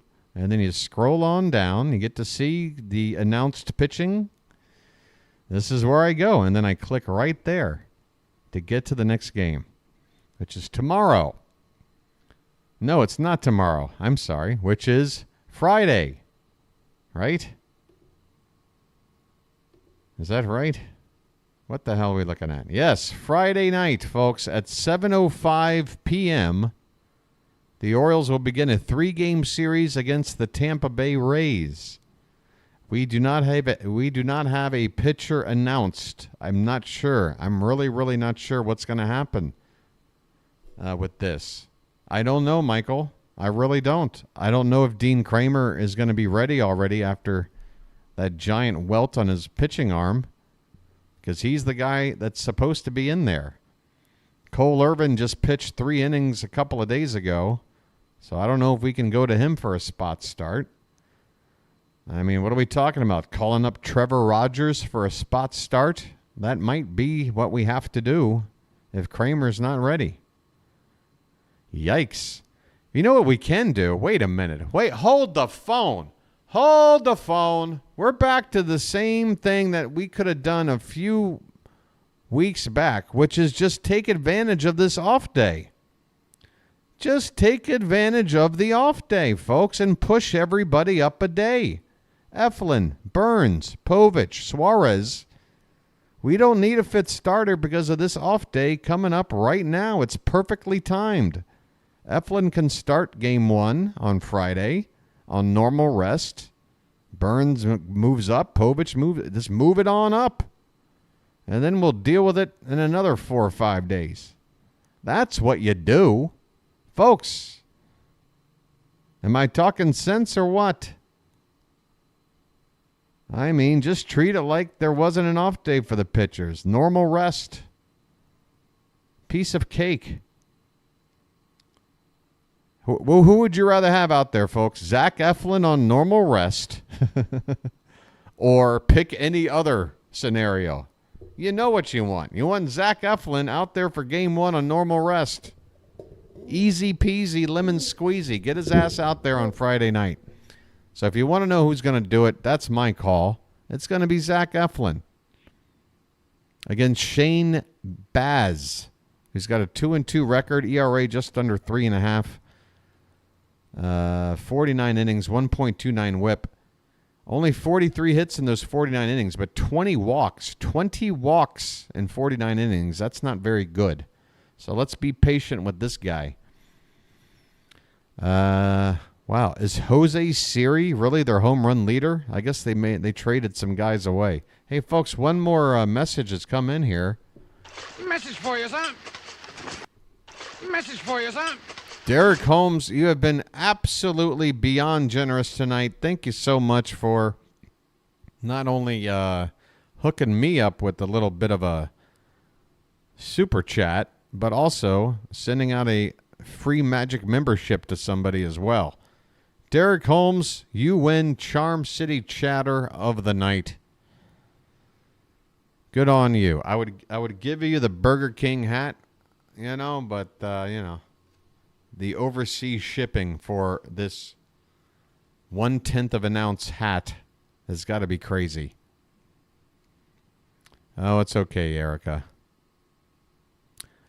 Thank you very much. All right, folks, so there you go. 7:05 p.m. Eastern, 6:55 p.m. I'll be on the air 2 nights from now. Until then, I'm going to take some time off. I'm going to wait for my rent bill to get slipped under the door. I guess it'll be tomorrow. I need to do laundry. I need to do some chair shopping.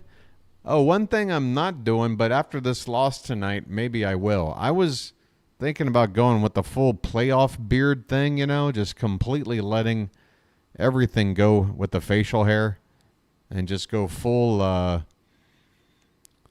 Grizzly Adams, But considering I got a day off tomorrow and we just lost tonight, maybe I'll go with the fresh cut.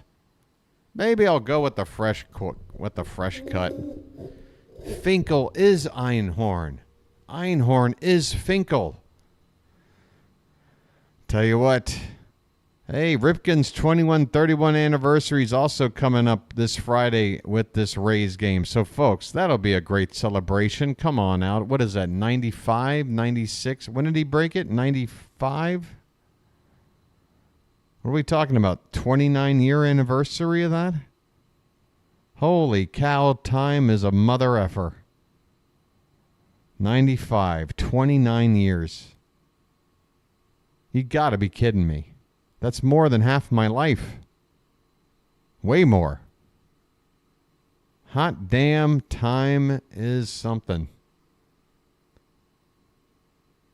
Time is something else, man. Are you kidding me? 29 years? Unbelievable. All right, folks. Oh, wait. I might have somewhere to send you. Hey, Mets and Red Sox are on right now. I'm going to send you on over to Pure Adrenaline Sports if he's on. And, tell him I said hey. And then for the next game, although this might be the final game, I don't know. But if Fitzy's there, tell Fitzy I'll hook him up on the next game. I'm trying to take turns between Fitz and PAS. Because, it's like... All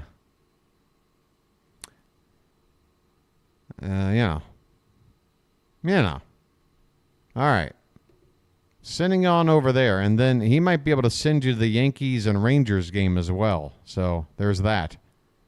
Somebody is covering the Rangers and Yankees. By the way, it's now 5-2. The Yankees are on the board.